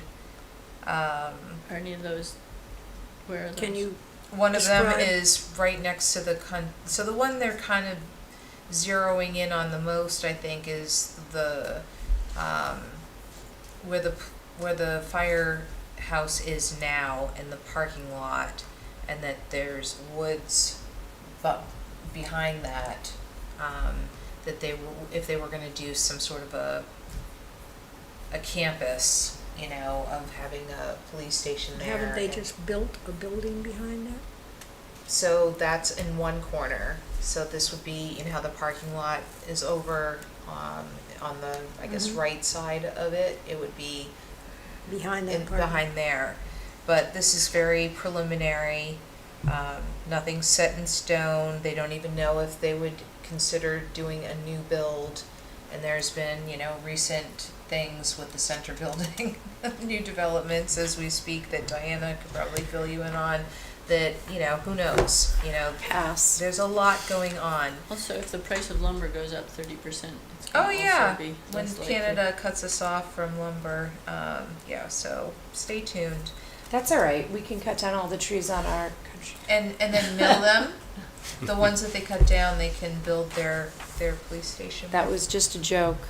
So the Peace Park project is on hold because the steep grant, the town decided to go, that wasn't quite sort of ready. Yeah. They have a lot of, quotes and things that they need to get as far as that's concerned, so. Can I just say, Nicole was actually at the TA's, the The walk TAC at the meeting. country club, and so we did have a chance just to connect, and I said, we were interested in learning how we integrate with the Peace Park, because we know there's a lot of natural beauty there, and we'd love in any way that we can to try to provide nature-based solutions for that project. And I gave her an example of some of the perimeter and using, like yew bushes or something, as opposed to using fences and, digging posts and pouring concrete. And so she was open to that, and I think, that's a good a good way to That figure out. might be a good initial collaboration. Yeah, and also after going to this conference and sitting in on this natural playscapes and workshop was super interesting. So I think that's a good approach for And that's a project to unique support. area because it is being leased as agriculture, with off-center farm. So it would bring in literally rec, Coopop, us, and Ag. agriculture at a minimum. And it would be a real, opportunity for us to do Collaborate, something, yeah. a project together and to check all of the boxes. I mean, I think even trail might come into it because they'd love for neighborhoods to be able to sort of Right. have the ability to kind of access it. So anyway, it's a bigger project, and they are really committed to doing it the right way, and so that is going to be on their list for a while, and we will have the opportunity to partner with them. They mostly spent the meeting talking about, because she had just come out of the TAC meeting as well, and the country club project, and reviewing it.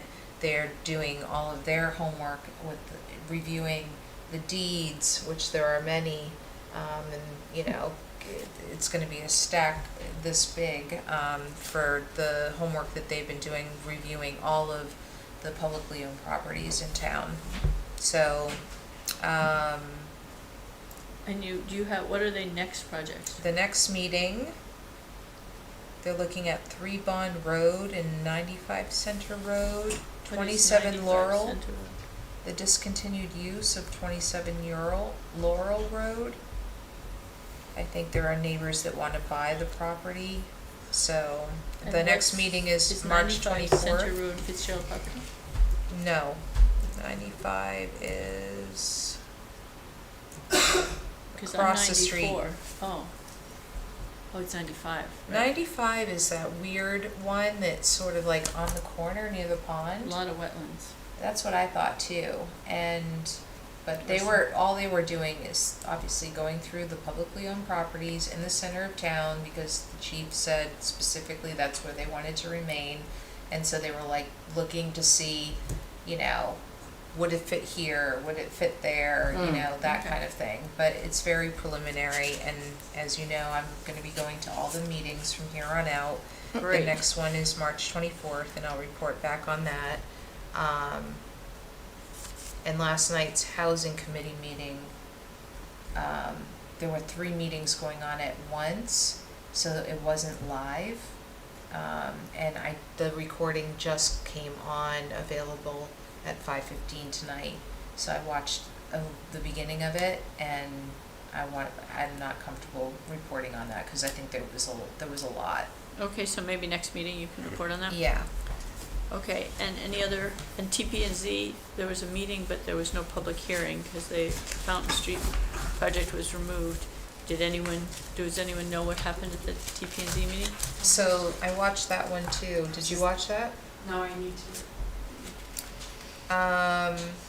Thank you, Joy. Well, it's all about the same thing, right? So, Well, the TP&Z one from before was canceled, right? the the March. February was, March they had, but they canceled having a public hearing. So And they had a special meeting on the 10th. So they are, yes, and so. You have a special meeting this month on the 10th? Yeah, just But go over to the talk about the POCD, I think Oh. it's their session to do that. But there was a neighboring property, I forget the name of the person that submitted a Oh, was request it- to reverse the zoning. Prior to the Oh, December yes, 2nd exactly. vote or something, yes, yeah. yes. And so they are going to be, it has to go through SCROG too. And so anyway, the way the dates were, this is all gonna have to happen in May. So there will be a public hearing in May for that. Yeah, because there's a limit on there. There's a They have time to get frame it done. and, that they need to have. So, Okay, I'll- so that's an important meeting it too. it is, so next time I can get the specifics on all the dates, because that'll be another one of those meetings that a lot of people should probably go and. Give their ideas. So that will be in May, right? Okay, can we move on? Are those all the committees? Does anyone else have a committee meeting report? Nugent property, I have talked to Allison 2 or 3 times. She would talk to somebody else about it and didn't get back to me about that. So I will report about that if I do hear anything by, Yeah, she's putting in a request to find out. right, From the because state. because the state she hadn't found out from the state. And what that is that if the state wants to utilize their right of first refusal to purchase that 28-acre piece of land, and we're hoping that they do. That request for information is if the state wants it, Yes, whether the state wants it. whether they've had a hearing and if Okay. they've chosen. Yeah, what progress they've made since our conversation with them. Because they have a time frame too, don't they? Yeah, I think it's Yes, 6 months. they do. So, and then our last item on old business is requesting alternate and substitute conservation members. I found out from Chris Sullivan that we have in the state, I don't know if it's it's not the statute, it's this town ordinance, I think, that we can have 7 members. Right now, all our members are full members. If we had 2 alternates, she said, then we wouldn't need as large a quorum.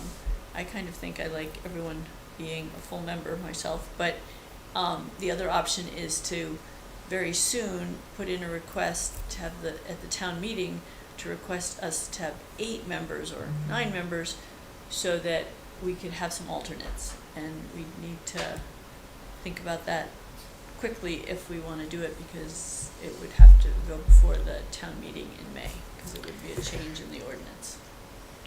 So, well, we're down 1 right now. well, the other thing is we're trying to figure out what Valerie's status is and if she's planning on coming back, and I've written her a note, and you heard from her.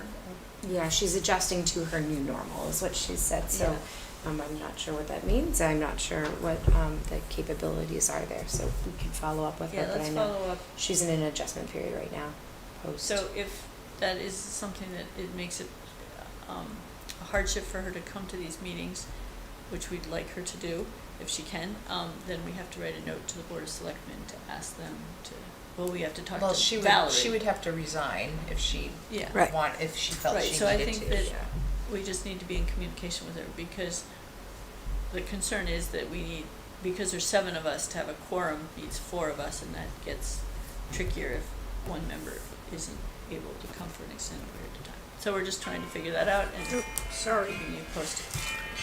Well, and if, depending on what the work is, it could be a lot of work for the few that are here. Yeah. Right, it would be good to distribute the load. Mm-hmm. So we're hoping that Valerie, her new normal includes us, but we're open to figuring out what's best for her. New business, Earth Day. I think we've talked about a quiz, we've already talked about a scavenger hunt. I think we've kind of handled that. Does anyone have anything else they want to add to Earth Day? No, but going back to the commission members, I thought we were supposed to have an election. Oh, well, that's on here, isn't it? It was. We had at it one on point. there. I don't know where it is. Oh my was gosh, on there. I totally. Sharon's just I've seen on my version. Probably on the other. Sharon is just trying to hold on to the reins as She's long as she can. just That's right. skip over that one. She's just saying, Don't believe forget those term limits. So can we put this on Oh, it is.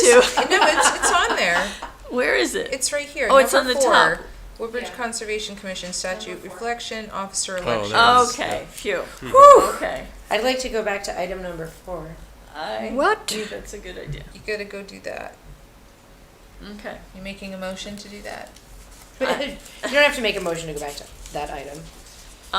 We can just go back to it. Who would like to nominate people to be co-chairs of the Conservation Commission? So, are your terms up? Is that? They ask that every year we revisit who the co-chairs are.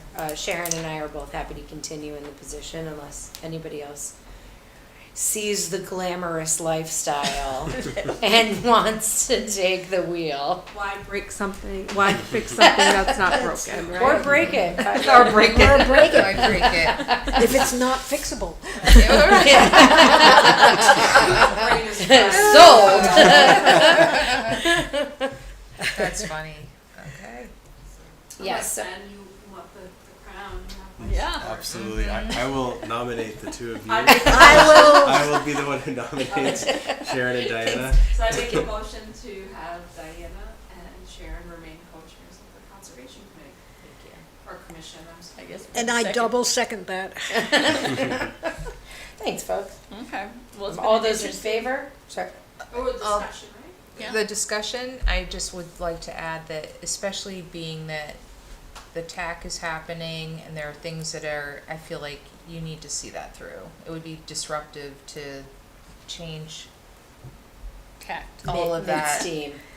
You know, just see that through. You mean and- we aren't disruptive enough? We've got a lot of momentum. Yeah. Yeah. Okay. Thank you.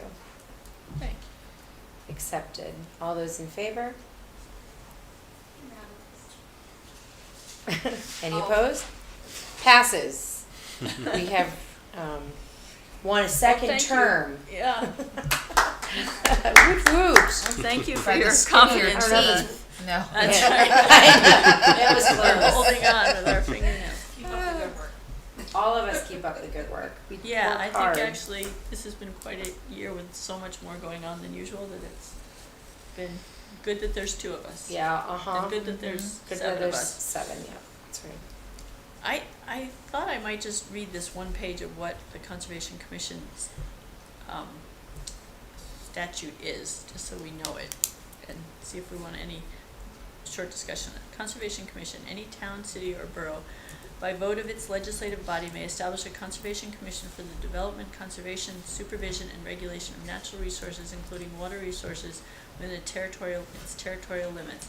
The commission shall consist of not fewer than 3 nor more than 11 members and not more than 3 alternates, to be appointed by the chief executive officer of the municipality to serve for terms to be designated by the legislative body establishing the commission. Such alternate members shall, when seated, have all the powers and duties of the members of the commission. The chief executive officer may remove any member of or alternate for cause and may fill any vacancy. Oh, so that's That's the Mika. first election. okay. The Conservation Commission shall conduct research into utilization and possible utilization of land areas of the municipality and may coordinate the activities of unofficial bodies organized for the similar purpose, and may advise, prepare, and distribute books, maps, charts, plans, and pamphlets as necessary for its purposes. It may propose a greenway plan for inclusion in the plan of conservation and development of the municipality prepared pursuant to the section 8-23. It may inventory natural resources and formulate watershed management and drought management plans. Such plans shall be consistent with the water supply management plans prepared by pursuant to section 25-32D. It shall keep an index of all open spaces publicly or privately owned, including open marshlands, swamps, and other wetlands, for the purpose of obtaining information on the proper use of such areas, and may from time to time recommend to the Planning Commission or, if none, to the Chief Executive Officer or the legislative body, plans and programs for the development and use of such area. It may make recommendations to zoning commissions. This is what I thought was particularly, it may make recommendations to zoning commissions, planning commissions, inland wetlands agencies, and other municipal agencies on proposed land use changes. It may, with the approval of such legislative body, acquire land and easements in the name of the municipality and propagate rules and regulations, including but not limited to the establishment of a reasonable charges for the use of land and easements for any of its purposes as set out by this section. I'm almost done. It may supervise and manage municipally owned, managed park, space, or park property upon delegation of such authority by the entity to which has supervisory to management and responsibilities for such space and property. It shall keep records of its meetings and activities, and it shall keep an annual report to the municipality to the manner required of the agencies of the respective municipalities. The commission may receive gifts in the name of the municipality for any of its purposes and shall administer the same for such purposes subject to the terms of the gift. The commission may exchange information with the Commissioner of Energy and Environmental Protection, and said commission may, on request, assign technical personnel to the commission for assistance in planning its overall program and for coordinating state and local conservation activities. Any town or city or borough may appropriate funds for such a commission. So, I thought it specifically establishes that TP&Z, we have the right to talk to TP&Z. Oh, I mean, it's. We have the right to make recommendations. Yeah, to differ, yes. Yep. Mm-hmm. And that we need to find a path Should we send a to copy of do that to them? that. What? We can send a copy of that to them with our next recommendations. Well, we need to know what is the path of doing that, delivering those recommendations, because we know email doesn't work.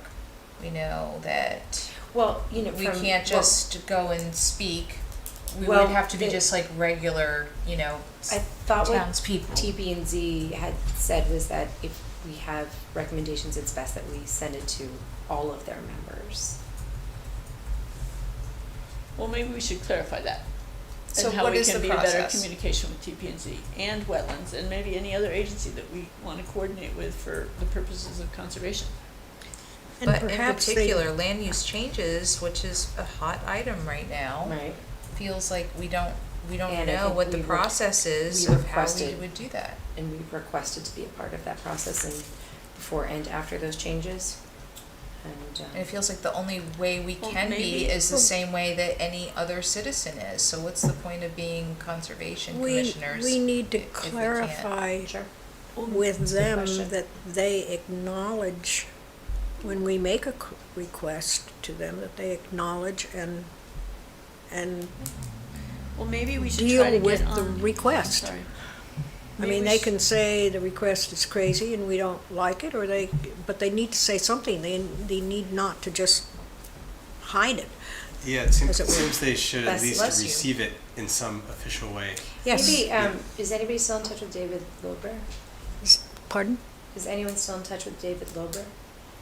In touch with him? Yeah. I talked to him, but not. Well, because he was our Advisor. he was our selectman advisor before. Mhm. So maybe he could provide us some guidance on what that process is. Maybe he would even love to join us. He's still a select. No, he's not. Oh. And what about Chris Sullivan? I mean, this is not a new concept, but she's been in that role forever, seen commissioners from both entities come and go forever. Once upon a time, was there ever a way to Well, facilitate maybe we should this? try to get on the agenda in May, specifically when the hearing is, to talk about our perception of the benefits or not of the zoning change that has occurred. Sure. For sure. Or Maybe even even before that before, yeah. one. But is there a more Although, official way jinx. than us just being, part of the peanut gallery? Well, this clearly states that we have a role to play, so let's try to understand and talk to people about how to do that. in the Yeah, it most kind of effective comes way. down to how they interpret the word may. It means if we so choose to, then no one can ignore us, or, does it mean that, I think, well, it's a good question. A lawyer might be better, but we may make recommendations, so we don't have to, but we may. yeah, and if we do choose to do that, then those recommendations need to be received. Right, but, Is- but it's problematic, because what is the process? Mhm. Like, I don't wanna guess, and I think that from what And I've we seen in don't my wanna short send things time to that one I've been person on this and not have it be commission, distributed. that I don't feel that we are very well respected by that entity, and that's a problem. So I don't know if it's because we're going about it the wrong way, but I know I've never received a proper training on how do we, And what actually, is the process to TP&Z do has something? rules that their commission has to go under 4 hours of training every year. And I Right, think we get one of nothing. those hours is on, I thought it was on conservation. And it seems like maybe this needs to go to a higher level than the commissions talking That's- to each other. That's why I was mean, wondering if we could get some advice from Do you think that David, the or town former attorney selectman. or? He didn't seem willing The to present support us like- during the last conversation about the zoning issue. During that board of selectmen meeting, it seemed like he wasn't willing to kind of He wasn't look gonna, into things on our behalf. well, Who- and who not was even this? that, but like Attorney. the old attorney Yeah, he that was we had actually pretty used to clear on that. foster cause sometimes commissions do get into a bit of a, right? Mhm. And that's healthy, that's okay. And the town attorney, Jerry Weiner in the past has had to facilitate conversations so that we could move beyond those things. I don't feel like that's happening now. is that But someone we could talk to about? yeah, we could definitely reach out to him, but And I don't think we're going about anything the wrong way. I think we've been asking the right questions, doing our due diligence. We're doing what we are here to do.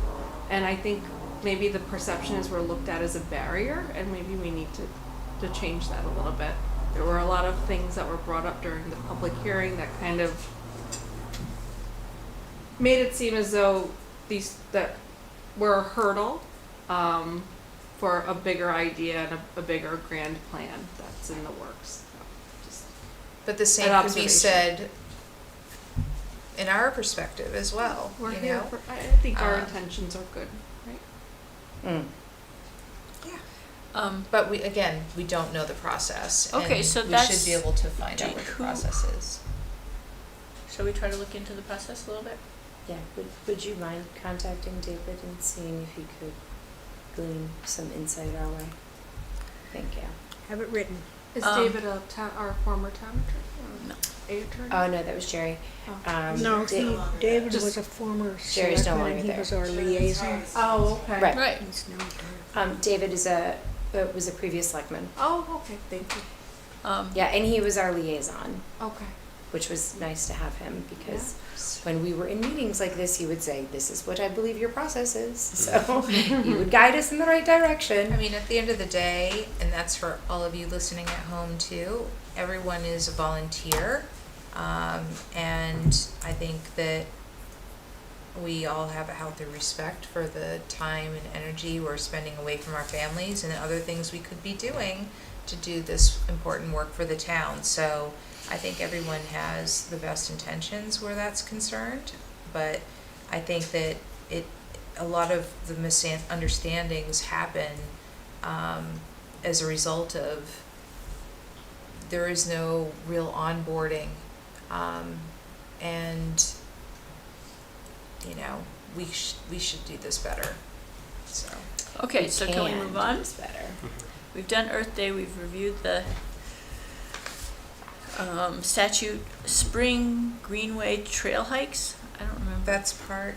This was just an idea that we had done before, which was, in the spring and the summer, to try to get the town more familiar with our greenway trails, to, every other week or whatever, on a Saturday morning, meet up at 8 o'clock, go for an hour hike, and, what, too long? 30-minute hike? Sorry, No, I Ben. said 8 o'clock. Oh, yeah, that's right, sorry. 10 o'clock, 10 o'clock for Ben. That's Or it so could be an funny. afternoon hike. You have little ones, aren't they up at the crack of dawn? No, they stay up late and sleep in. Super He's trained later. them right. He has trained them right. That Ours is not my So- experience. You know what? Ours are up before the sun. Yeah, exactly. So, why don't we cultivate this thought and see who would like to volunteer and maybe bring it up in our next meeting? Hmm. While we're talking about Earth Day more specifically. And then if we had a schedule of when we were going to go, when, and where we were going to meet, we could invite the community to join us. Right. Well, so it would that be they start- nice to do like a little a calendar. So if we had, since we're doing the trail hikes the next day after the Earth Day event, is maybe we could set up. You could work you with know, Tim. I could tell you that I would be willing to do one a month, let's say, at the farm. And but if we. I We're know trying it- to connect to the Greenway Trail. Oh, so, the Greenway Trail. Yeah. I'm sorry. So if So we work yes. with the trails, Yep. to say like, okay, maybe the first one is right at the farm, Mhm. and then we continue on from there to see where. Around, That would be fun. around town. Oh, Yeah. like have a Yep. continuation, I think that's a- like. Over the year, just try to Excellent make a whole loop. Yeah. That would be so neat. Yep. Yeah, love it. Okay, let's think about it. Well, Budget, ask Tim. money, I talked to Tony, and they put forward our budget from last year, which was about $3,000, so that we can use that again. We were also we were waiting because we were trying to figure out if there was a certain like membership fee for the Scrog. South Central Conservation District, and not SCROG, we're a member of SCROG. This is the South Central, Do they South work Central together? Southwestern Conservation District. District. Oh, maybe I asked the wrong. This is the person. other Chris Sullivan. Oh, So. Yes. and are we? We are. We are members of it, but sometimes they're, what we're paid up. originally we were talking about in there was in the statute says that you can hire technical assistants to help you with any of these, water management plans, invasive species, land management, whatever it may be, right? When we had finished our discussions with David, Irvin, and the Deep Forester, and they had presented what they found and came up with some recommendations, we said, well, okay, let's just copy another town's forest management plan, to which then Ben discovered nobody else has one, right? Or Invasive species plan. an invasive Yeah. species plan. I didn't think It's- anybody had a it's kind forest of- management They might It's plan. a not be there, newish. Yeah. It's it's coming, because like it's, like that was the whole focus last year, and so I think it is. And so we people are have, So we we're have an gonna be open in the space forefront. plan that needs to be updated. We have, you know, if we're talking about conservation, maybe, you know, it includes these broader topics, invasive species, forests, et cetera. And so we should be able to utilize this resource that we have locally that helps. It's the conservation district. They help the communities. And I spoke to them, and they're thin in terms of employees, so we need to get on their radar Is that if we gonna have get a project. worse? Yes, Are they getting? it's a state thing, Oh. so who knows? And Chris Sullivan just gave me 2 pieces of information about organizations that deal with invasive species. Oh, nice. I'm gonna give this to you. She's very helpful that way. Great. Oh, I just went on their website and they have our thing on their website. Did you know that? What's our thing? Yeah, 'cause Potential wasn't- projects was- for the former Woodbridge Country Oh. Club, and they What- put it on there. Wasn't Chris Sullivan the one who joined you and David on the walk? No, you're talking about the But what's report that they interesting wrote? is you keep that, because, you Yeah, know, that was their report. the report Mhm. that we were supposed to talk about tonight, come we didn't do that, by the way? Were we supposed to do that, or it just didn't make it on the? Which That was part report? of the TAC committee. meeting. Right, the TAC meeting, and you said to look at that. Right. We're just gonna skip that? Maybe not. Maybe we'll go back before we're done. But are we finished with the budget? Should we just finish the budget? That's Is it. everyone okay? I don't think there's much room. Mm-mm. And then Woodbridge Open Space Plan, integration of POCD. I think it is appropriate to go back to the SLR, who are the people who are doing the recommendations for the development of the Woodbridge Country Club, came up with 4 different proposals, and I think I sent that to you guys, and there's 4 different versions. And I think the Board of Selectmen, from what I've heard, though it's not official, wanted 2, and so I think everyone's still in process thinking about it. And from that report and from the, Wait, is SLR doing the POCD? Yes. And Cooper Robertson is doing, Country It's- Club, oh, sorry, wrong. yeah. okay. So it's Cooper Robertson. Yeah. Got it, That's thank you. Mike Aziz, right? Yes, Yeah. Mike Aziz. So, and that, we did speak to it some in terms of trying to help them figure out what the best of those 4 plans is, that I sent them the thing about open space and about endangered species that might influence how much of that land they want to develop. So in some ways, we have covered it somewhat. Well, That's not the open space, that's not. But this is just funny to look at this compared to the images that they were blocking out in that A, B, C, or D option, and I'm just comparing Uh-huh. it, you know?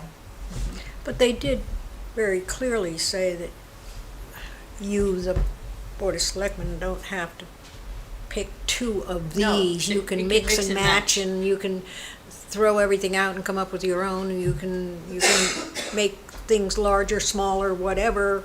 Pick number 3 and So make- I don't think we have anything that we have to speak to yet in that it's all such in flux. It is.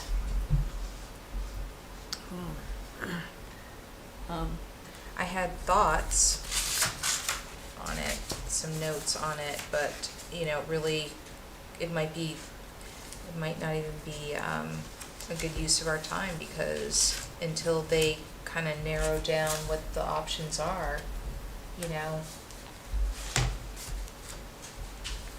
Yeah, or if the options get narrowed down by there being endangered species, or. well, so then- that needs to be included, you know, for That's sure. why I sent it to them. But like, another thing that I would love to see, and I know that Andrea has asked for this, is, you know, they're gonna look at those 4 options with a cost-benefit analysis, right? Which they absolutely need to do, especially in regards to how that impacts the school, for instance, okay? Because the school is also really struggling right now.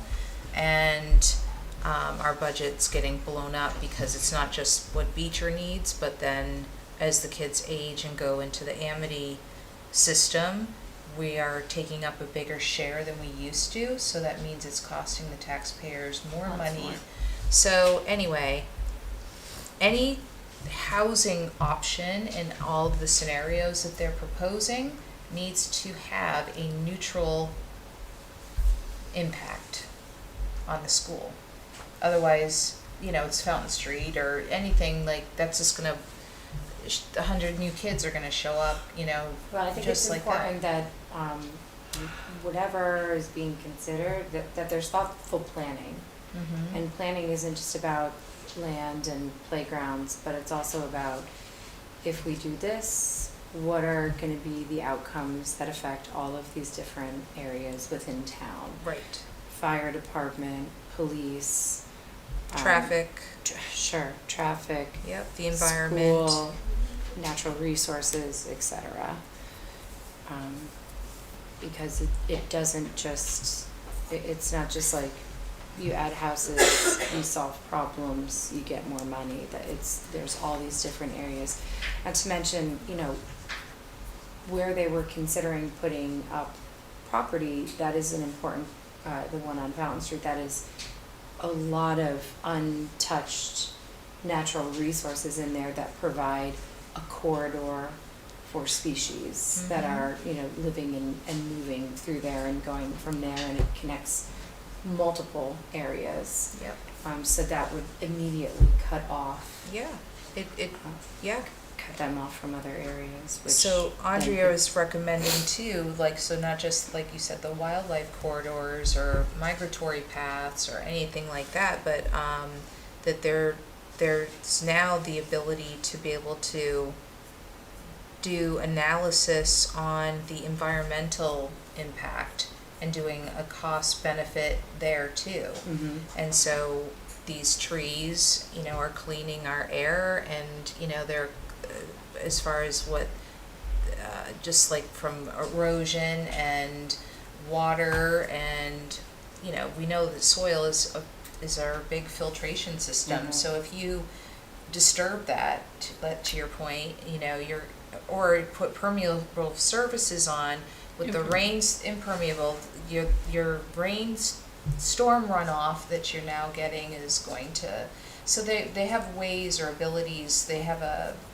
environmental consultant that works with the group that is supposed to get that information to the Board of Selectmen to also consider Right. in those 4 scenarios or whatever combination of the scenarios they have. And also the positive economic value of having open space and having access to a park, from like Yes, a and a lot of residential people said perspective, that, yeah. the property value increased by being in close proximity to that. Indeed. Well, it's a quality of life issue, and that is something that we can provide in New Haven area that, you don't really have access to the Yale Country Club, that I'm sure is lovely if you're just a regular citizen, but you can come to Woodbridge and walk on any of our trails and enjoy this fresh air and this natural beauty and see the Right. natural So I think wildlife. it's important, as we continue to move forward with our conversations, we figure out how we best provide that impact and support those environmental studies and analysis going on. I would move that we move the open space plan and integration with the POCD actions. To talk about that at the next meeting, if that's all Yep. right. And that we just move down to member comments. I have one member comment. Chris Sullivan gave me this. She was at a workshop last night, or yesterday, about to protect the night and the night dark sky. And she's going to bring to Mika the attention that there's a few different criteria of what are needed lights and not useful. As what can we do? Is the light useful? Is it targeted? Is it low level? Is it control? Anyway, there's ways to assess that, and she's going to ask Mika to look into that, especially because it could be cost saving, and I thought we might want to accentuate that effort in our, as a Conservation Commission, maybe check in with Mika to see if you'd like any assistance from us with that. Yeah, I took a whole class on light pollution, and they're, like you were saying, when they do the sidewalks and they've talked about putting streetlights, there are certain types that they can put on, and timers and And everything color. to be able to Okay, so not maybe we hurt could be a the helpful resource for pollinators this. at night, exactly.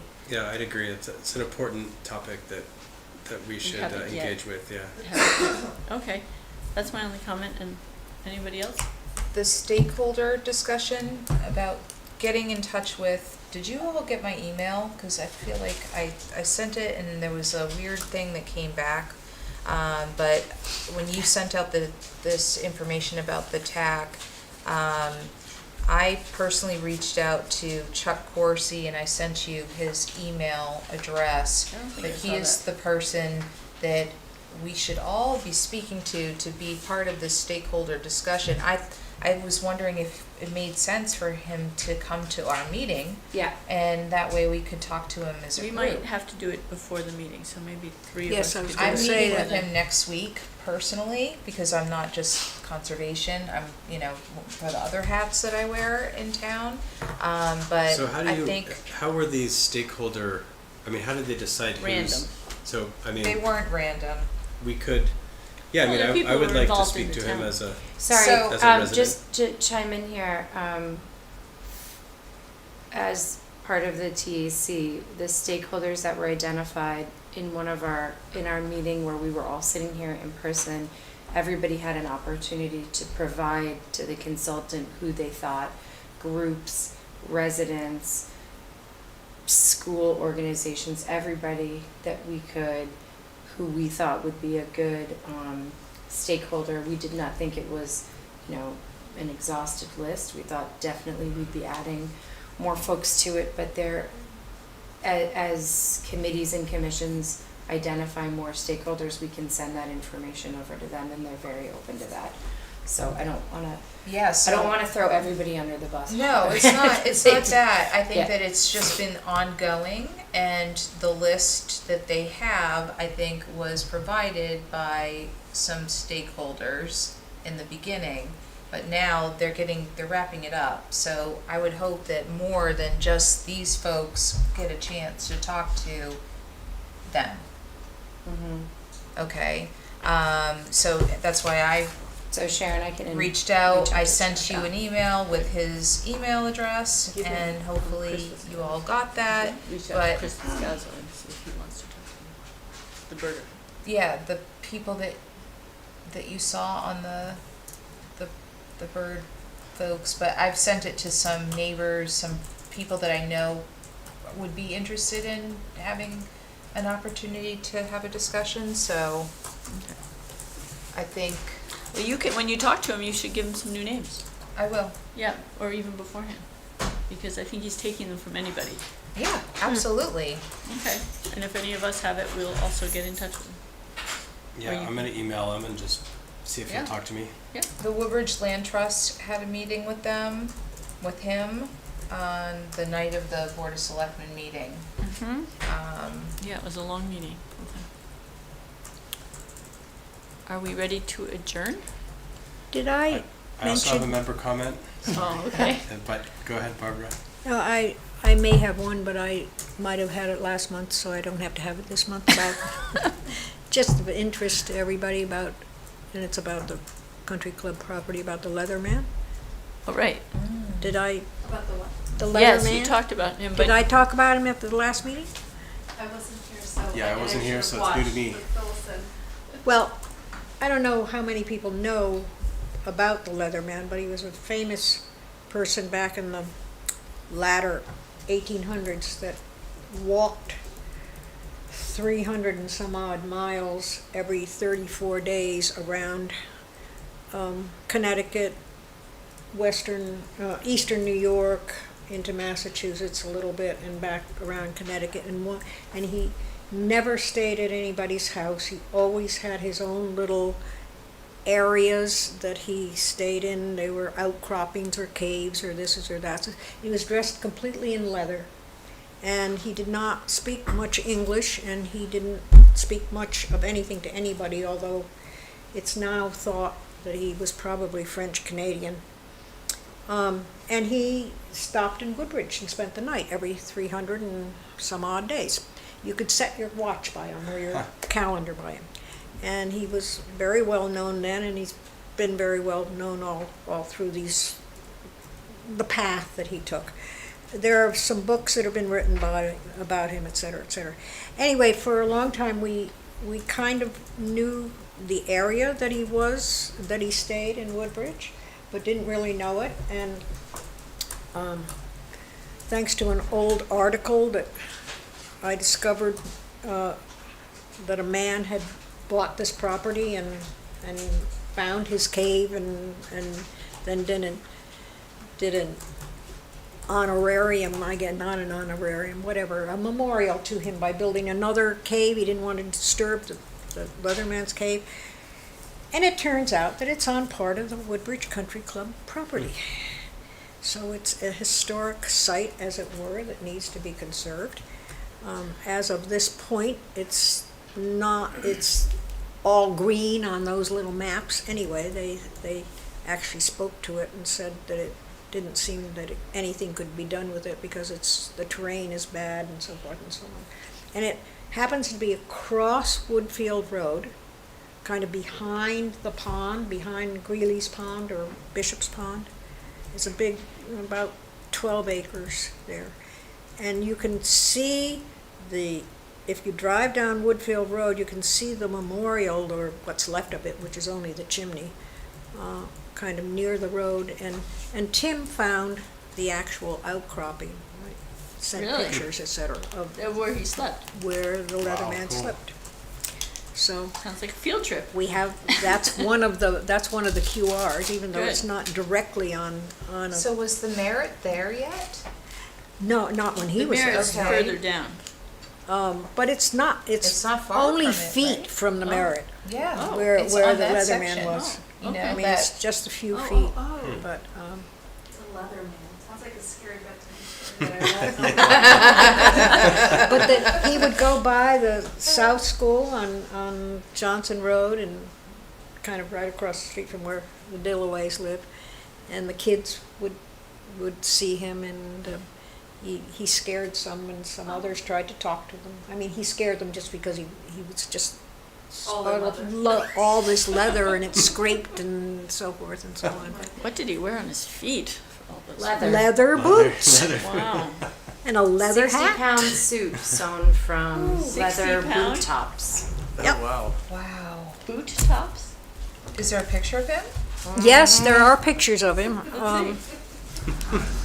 Oh, I don't have All it. right, well, any other member comments? So I've got one. It's not nearly as fun as I'm that. trying, Kathy, I'm trying. It should be short. He looks kind of so scary. just something I want to put on everybody's radar is there's this beach. I think it's called like beach leaf curl disease that's hitting a lot of beach trees. Yeah. Beach. And Yeah. we've got It's a nematode, right? at the Fitzgerald property. If you sort of go Oh, past those the beech community, trees. yeah, there's just a God. beautiful grove of beech trees right in Oh, there. Beautiful. I haven't seen a grove like that elsewhere. That was beautiful. And I know that Kathy Wick had mentioned that they're doing something at Alice Newton to try to save their beech trees. So it might be worth it to look into that to try and see if we can do something to Davy prevent that. Tree Service, they were doing They some, spray. and it's very expensive. Mm. It is, it's Yeah. about $800 a year, it's like $400 in the fall and $400 in the Oh, spring. One boy. tree. But, Per tree. It- Per yeah, tree. depending on the Mm. size, yeah. It's a lot, maybe it's 600, but it's. No, it's worse. I think she said it was 1,000, per tree basically. Yeah. Per year. Yeah, and they do the roots and they spray it top to bottom, and they have to keep doing it, and they don't know how long they have to keep doing it. 'Cause it's But I can tell you, we had experimental. it done once, and the next year it came back and it looked much better. Mm. So, Apparently, when they attack, they defoliate the tree, but the tree does not die. It comes back. But if it happens too many times, then it will kill Right, the tree. it doesn't have any Well, nutrition. so then the nematodes like stay, I don't know, over the, you know, the whole winter, whatever, and then it's when the bud reforms and then grows back and it doesn't, Mhm. it looks like, It can't like the tree's in a unfurl. drought. Yeah, it like can't, Yeah. yeah. Sad. It is, so keep an eye on your trees, and if you notice you have them, there are some treatments that you can use. And they're more natural treatments, I think. So I'll just take it as a to-do to check with Kathy Wick to see what That'd they're be doing at Alice Newton. Yeah. And, you know, I'm not sure what She it is. might, they might have money, you know, Yeah, it to be could able be to an do expensive something. solution that they're doing, but, you know, maybe they've found something that we don't know Little about that's signage, effective. please, nematodes, I feel like please. it's Yeah. a phosphorus. Did you see that our beloved member of our garden club, you know, from Richard Lewis's daughter, Katie Lewis, that she took a job on Cape Cod, so she's moving.